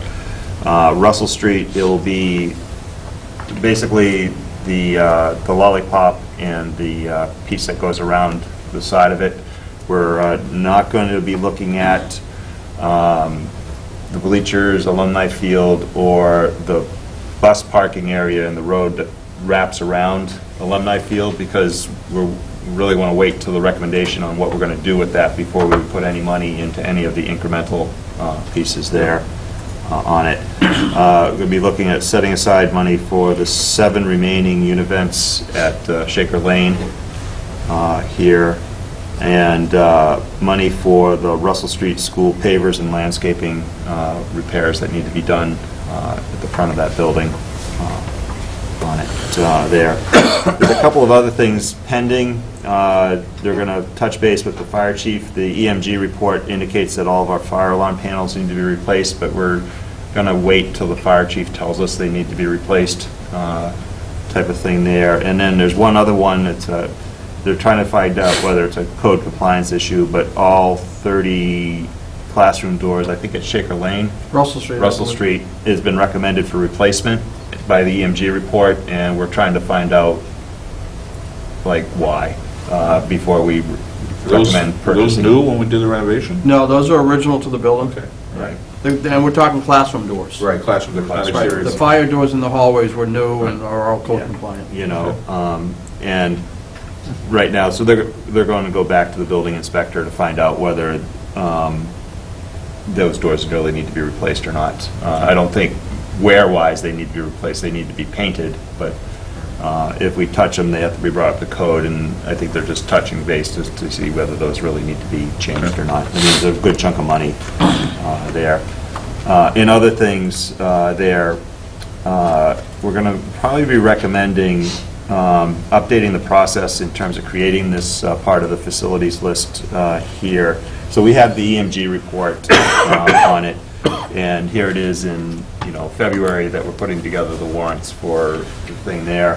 What we might look at doing is sending out the building level lists to sort of the building owner, probably right in the September-October timeframe, so that as part of the budget build process, they could swing through that list, look at what's in that list, see if it really needs to be acted upon, and if it doesn't, slide it to a reevaluation date kind of thing there, so that we can get a better handle on not just looking at what the and expected lifetime of a product is and saying it needs to be replaced there, because I think and then maybe doing that as part of a building walkthrough process type of thing there, prioritize and recommend those repairs there. I think relative to the schools, we need to be thinking about I have it here as the classroom updates refurbishment schedule here.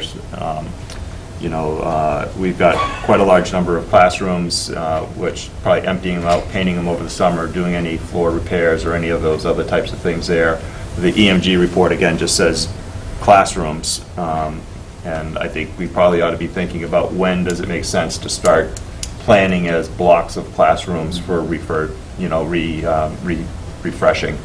there. So, and then putting that into the plan so that we can then set the money aside in the piece there, which is separate from your normal regular maintenance activities on it.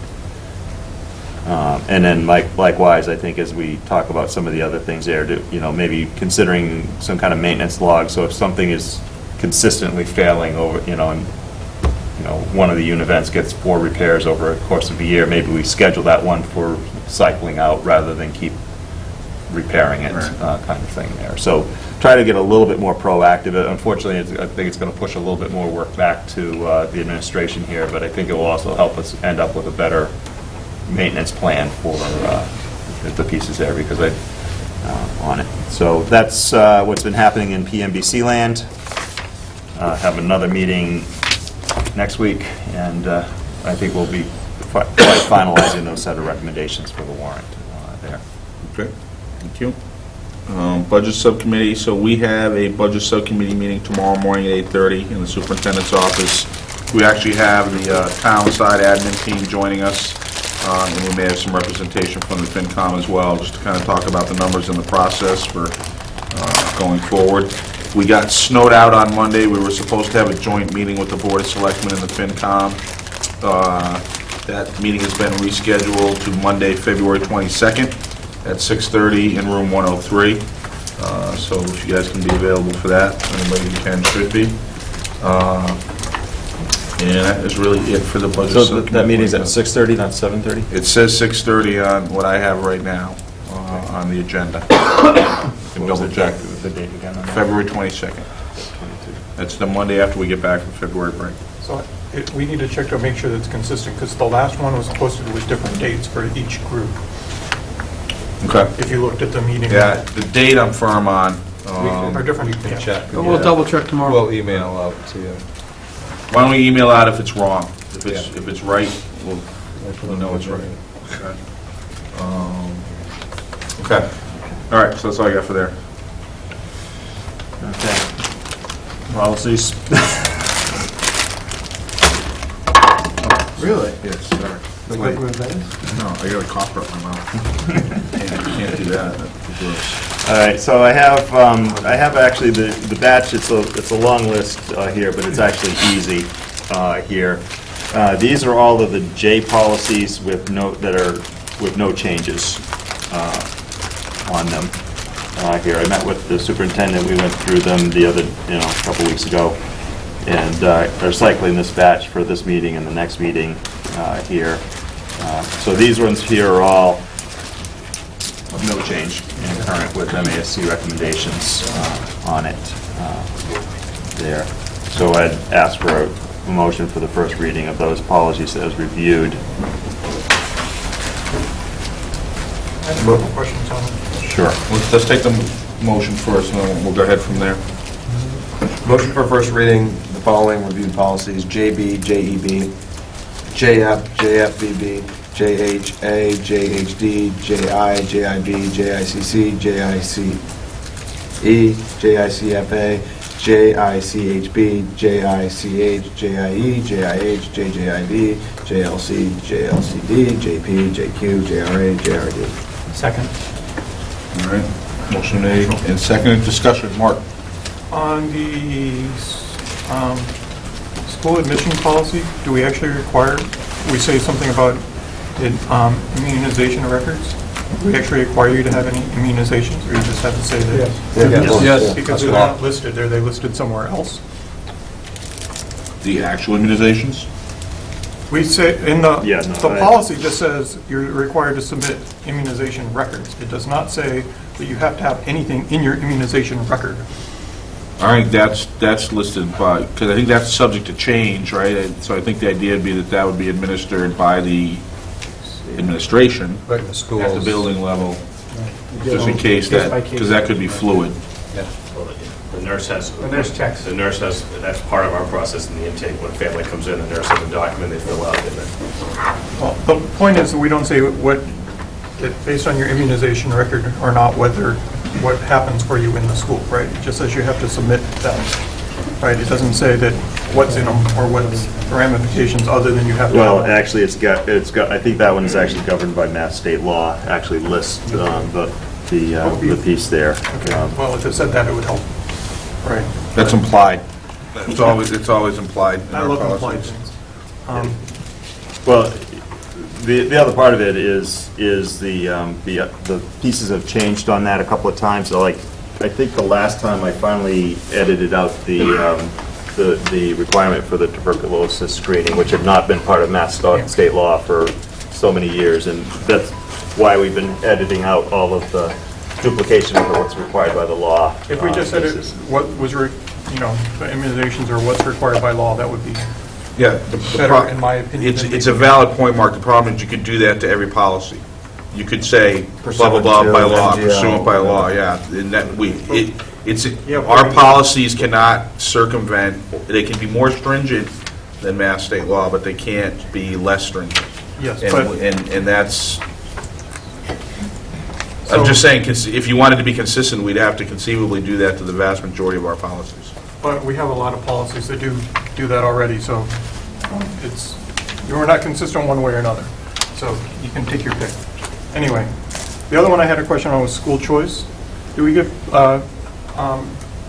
administrators and teachers any preference on school choice? If you teach in Littleton? I love that question. We can't, because it's discrimination. Okay. Which is unfortunate. Wait, what? It's discriminatory if we did that. School choice has to be done by lottery. Right. And if we don't do lottery, it's discriminatory. The only way we could do it is to take them in for free. That's the only out. Okay. Some school committees have. It's actually the first state where I've ever been where it's been that stringent. Usually I've had flexibility to make exceptions. Okay. Bring them on in. Right. I have a question about school choice, but it could be just mainly for the superintendent, but it's just for consideration because I know it's the first reading, real quick. Just if it's possible for the committee and superintendent to consider moving the date of school choice up a little bit. I don't know if that's possible, if that's statute. Is that in the policy, the actual date in the policy? It is. Is that? You mean the deadline to decide? Yeah, just because it would really help with our high school scheduling. What is it currently? What's that? What's it currently said? Oh, by June 1st, every school year But that's the latest it can July be, that's 1st. not the earliest that we can set it. I mean, this is the text July out of 1st date is sometimes challenging for us at high school. June 1st. To schedule students. June 1st. Our schedules are built, and sometimes the school choice students, when we factor in class sizes and other things, can offset things. It's just an advantage to have them a little bit earlier. But it's, that's something But I've the talked to policy is the superintendent. latest you can notify us for school choice Right. dates. So it doesn't mean you can't give us the Right. date. We do acceptance earlier, yeah. Well, I have to, by law, I have to go through the school committee to give a recommendation to the With the numbers. spaces. And, I mean, you want to be careful if you do it too early, then you're going to miss school choice in your younger grades in a lot of cases, too. So, I guess when I look at our trends, John, let me think about this some more, but your school choice days are dwindling fast.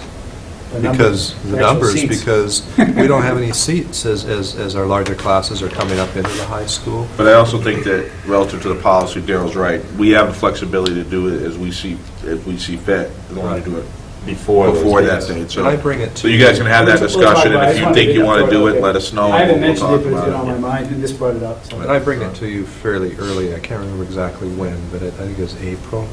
Usually do it in the last meeting of April. Yeah, so, I mean, that gives us some time.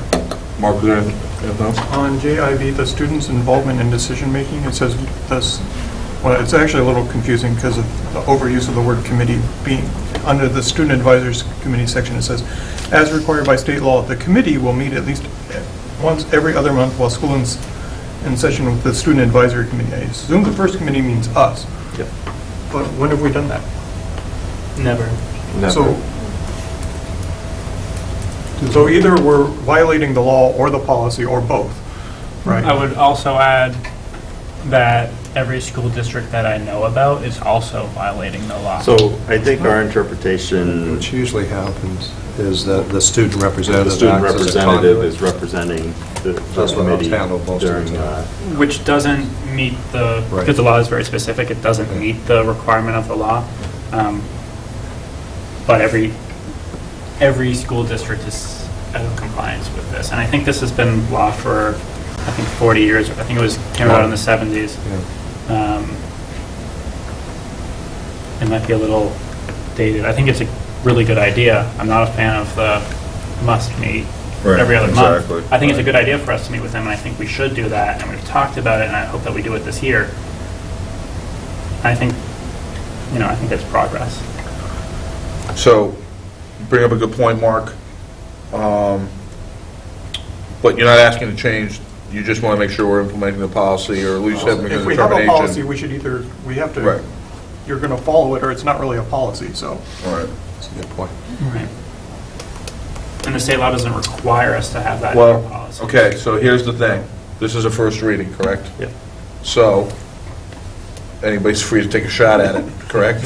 If they have suggestions Yep. before we, so. Well, I mean, it's a fact, it's required by state law, the Right. committee Yeah. will meet with Right. their. So I don't think we can really change that, So right? we've been We can't change it. interpreting Right. that the student attendance at our meetings constitutes meeting with the student advisory body. They're the representative of that body to us. That's been our working understanding of it. It's never been All right. challenged that that's So- unacceptable. So, okay, there. so that's fine. That's So been- here's the thing, so we can't change the wording because it is a law. So let's leave it as it is relative to the motion that's on the table. But if we want to have a discussion about whether or not we feel we should be doing more to meet the spirit of it, then we should do that. But that doesn't need to be part of this particular conversation. But it should definitely be addressed. It should, even if we decide that our interpretation is the practice that we're going to follow or not, as the case would be. Or we might do something different that has almost nothing to do with this policy, but is more meaningful to us as a school committee and a district. And that's fine, too. So let's not ignore it. I think we've addressed it relative to the motion that's on the table. Anything else? Some of the other ones I question were the student publications, do we require a disclaimer and everything, but does that include like yearbooks? Because I don't remember seeing such a disclaimer in the yearbooks. Disclaimer about, I'm sorry, what policy? The student publication says, JICE. pursuant to state law, no expression shall made by students in the exercise of such right shall be deemed so on and so forth, right? But does that mean that things like the yearbooks have to contain that information, this statement somewhere in there? And if so,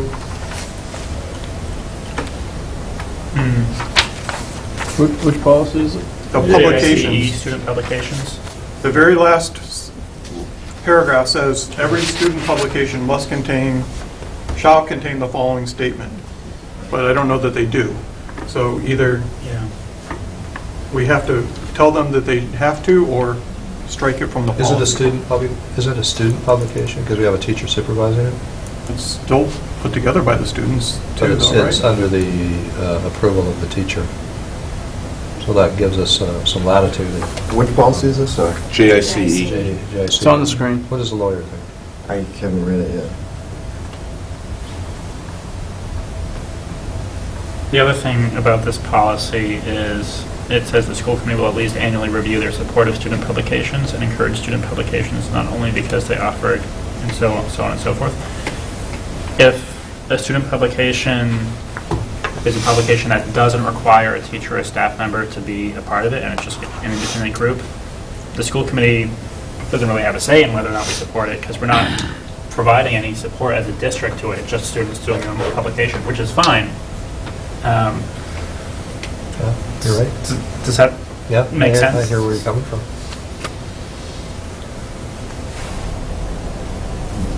Mark, can you say your concern again? Does the Last yearbook paragraph. qualify as a student publication that has to have that disclaimer in it? Does it have to have the I would say that that's a school-sponsored program because of the amount of.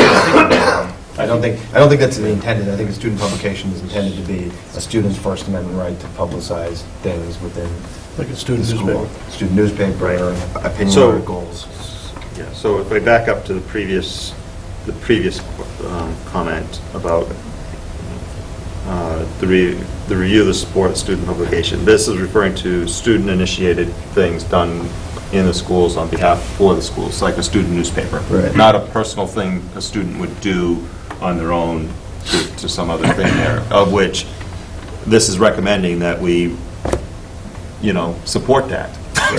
Yeah. And on it. So, and that's separate from a student's personal writings that they might be doing. That's not school. That's not school-sponsored activity And then there. So, and then it gets tricky, I think, as you go down the route of a student-run student newspaper versus a supervised student newspaper that's edited by one of the faculty members.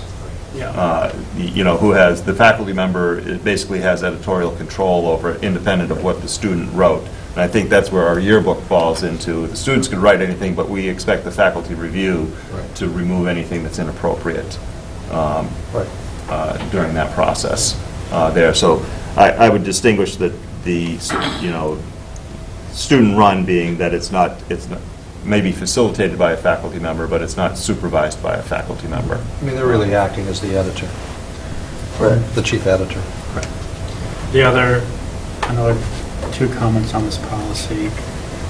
On the first sentence of that second paragraph that Daryl was just talking about, we don't at least annually review the support of student publications, which I don't think is a problem. I'm sure the administrators can do that effectively. It might be interesting for us to know what they are, but I don't think we need to annually review them. It's not to review them, it's to support them. It says the school committee will at least annually review their support of student publications. Right. That doesn't mean we review our support, not review the student publications. Right. Sorry, that's what I meant. But we don't have a meeting every year where we talk about student publications. Should we?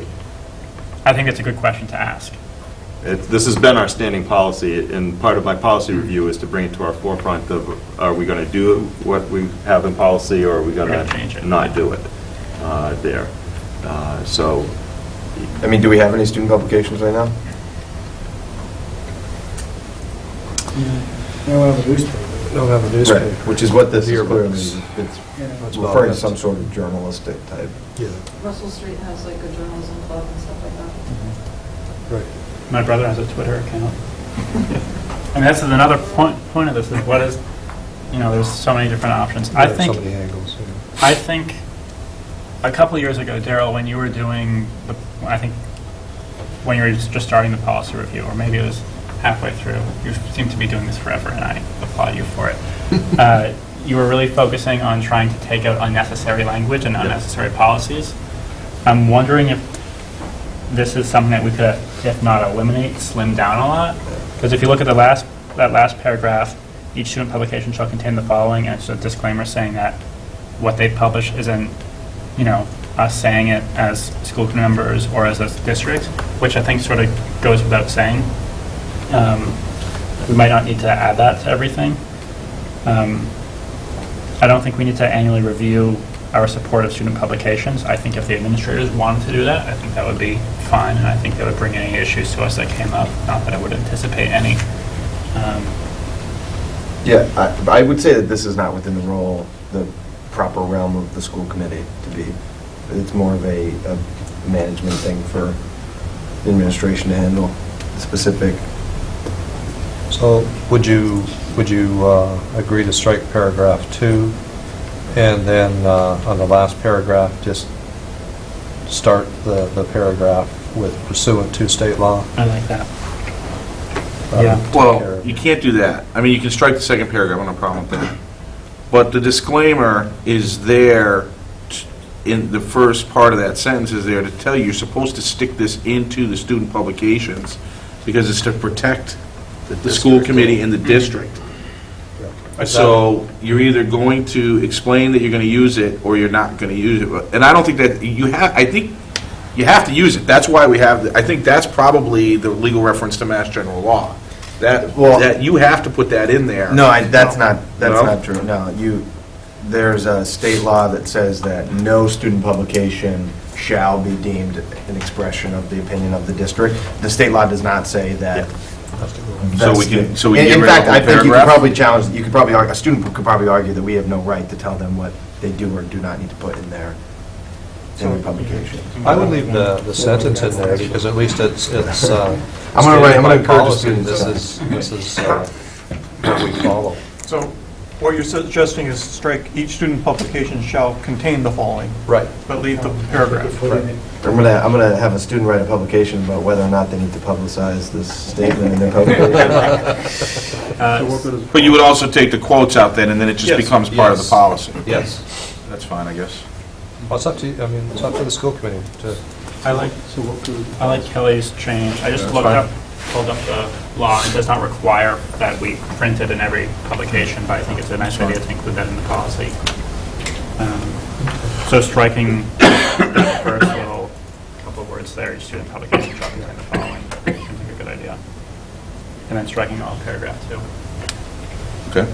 So the last paragraph now just begins with pursuant to state law, no expression made by, okay. Yeah, that makes sense.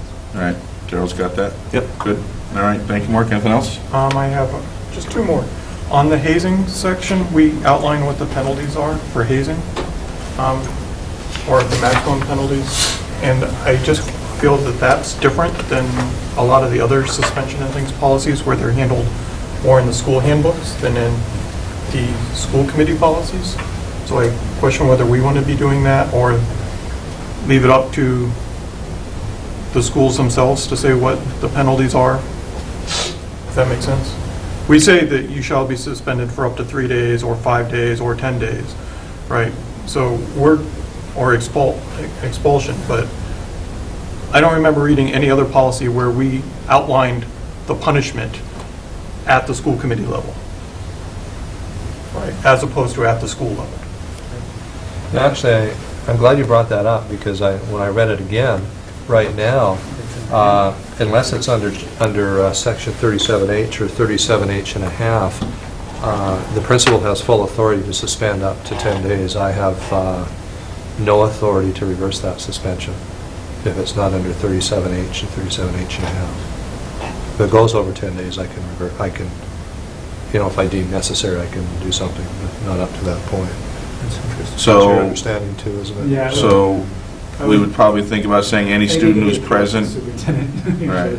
Any student who's present at a hazing has the obligation to report such an issue. Failure to do so may result in disciplinary action, period. Any student who participates in the hazing of another student or other person may result in disciplinary action, period. Yes, I would leave out leave it just- specifics on dates Yeah. and leave it to the handbook, because there's certain things, Superintendent's right, there's certain criteria that's outlined by state law where the principal has the authority to suspend up to 10 days without appeal. There's all kinds of specifics that are in our handbook. I think I'd leave it to that, and I think Mark's right to take away the days. I'll fix it up. So basically,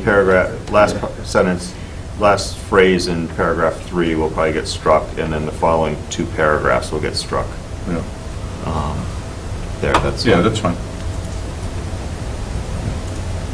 Take your shot, and we'll tell you if we think you did it right or not. Paragraphs 4 and 5. My other comment is on the bullying prevention section, that policy just seems like it needs tightened some to me, but I don't have. On which one are you talking? Bullying J- prevention? This one is exceptionally complex. It is. It seems like it needs tightened to me. The problem I was running into is I would probably have to have Kelly go to legal staff to actually rewrite it if it varies from the MASC recommendation. There's too many intricacies of the bullying laws. What weave through that I'm not comfortable editing it at this point. We can certainly do that, have our legal counsel revise it for us to make it more concise. Yeah, because that one is also weaved with things that have to be in your policy, so...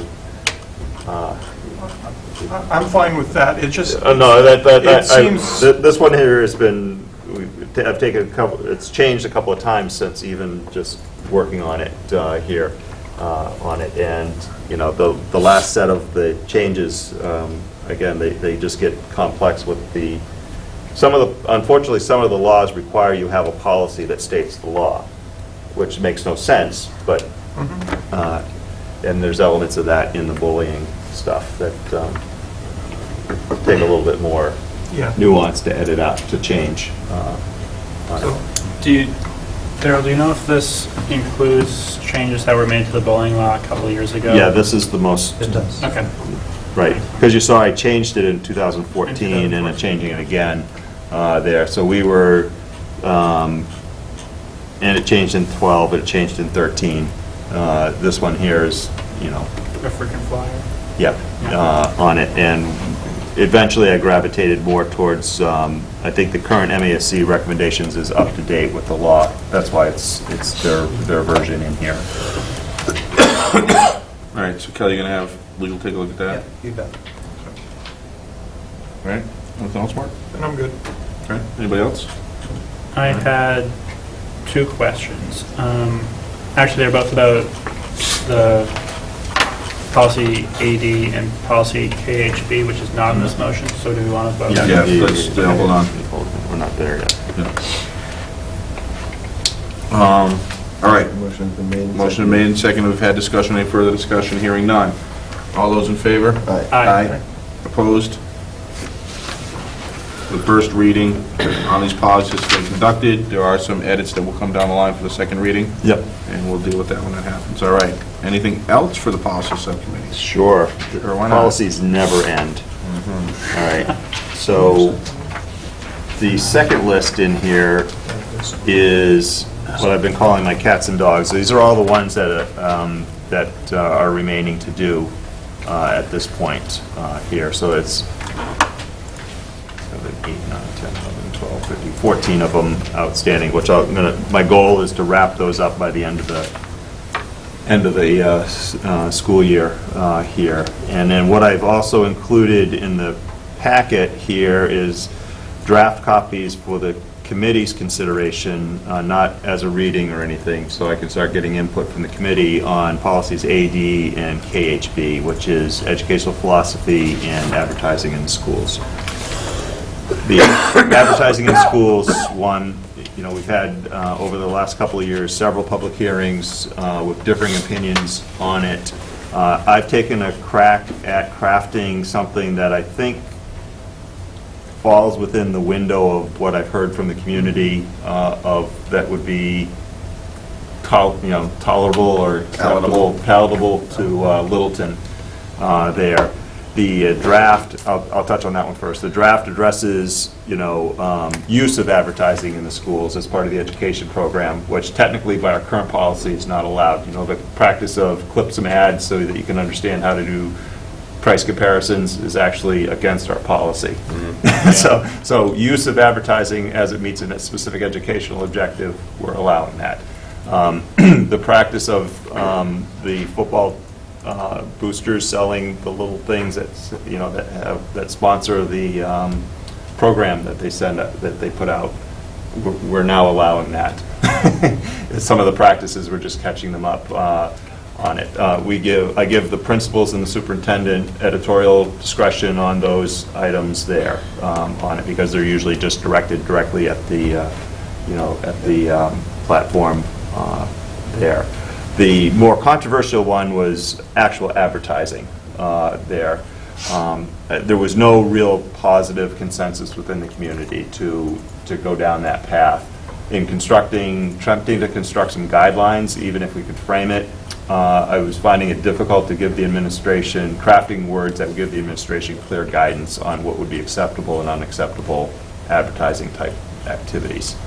However, we also do come across sometimes people wanting to sponsor larger items, scoreboards or other types of things there, of which I felt we'll put that right back at the committee's discretion there. So if somebody has what I call the large sponsorship greater than $5,000, just to pick a number, that we would use the administration to vet the need and the other sort of the administrative details of it, and then it would come to us for a decision as to whether we'd accept that as a sponsored activity, which would include their name recognition that would go along with that. And I think that puts it back into as a policy deciding body there, and it doesn't get the administration mixed into some of the bit more things that may be more controversial to the community, and get them in a position that wouldn't really be fair for them on it. Point of clarification, Daryl, you and I had a conversation. We turned down a grant opportunity for a score clock because it didn't suit our policy. Are you suggesting that we reconsider that and bring it to the school committee, or what are you suggesting that? in that area. Greater than a $5,000 value. The score clock. Yeah. So I think what I would let, I think in the policy, I still outline some parameters that it needs to meet there, including age appropriate for the facility that it would be in. It's meeting some significant need. And, so there are some criteria in there that we are asking you to screen it before you bring it forward. So, if it was a scoreboard at Shaker Lane that included some gaudy advertising, Sunlight. it's not age appropriate, it's not, it would impact the the environment there. I think there's some criteria outlined there that would help you do an initial screening so that everything, I'm trying to make sure the administration is an active part of that process here, so that somebody just doesn't come to the school committee, say this is a great idea, and then we levy it back to you to implement either. And the other thing that I would ask, though, is that while you're determining age appropriateness and other aspects of appropriateness, that the need is clearly demonstrated, and that we're not just getting stuff to get stuff, because we can get it, and all we got to do is put a logo on it, regardless of how. Right. And I think that's just be careful about that. Yeah. So, and I think I have defer language until we have a policy. I guess that's what I'm asking. Yeah. Yeah. So defer until we have a policy. Is that correct? Yeah. Okay. I think that's what we're saying. We're getting there. Yeah. That's fine. I just I don't wanted think to be able to give an answer. I mean, especially for that particular one. I mean, there are no buildings that have score clocks that don't have functioning score clocks. We're okay. Right. Okay. I get that the grant might go by, the grant opportunity, this particular grant opportunity might go by, but That's all right.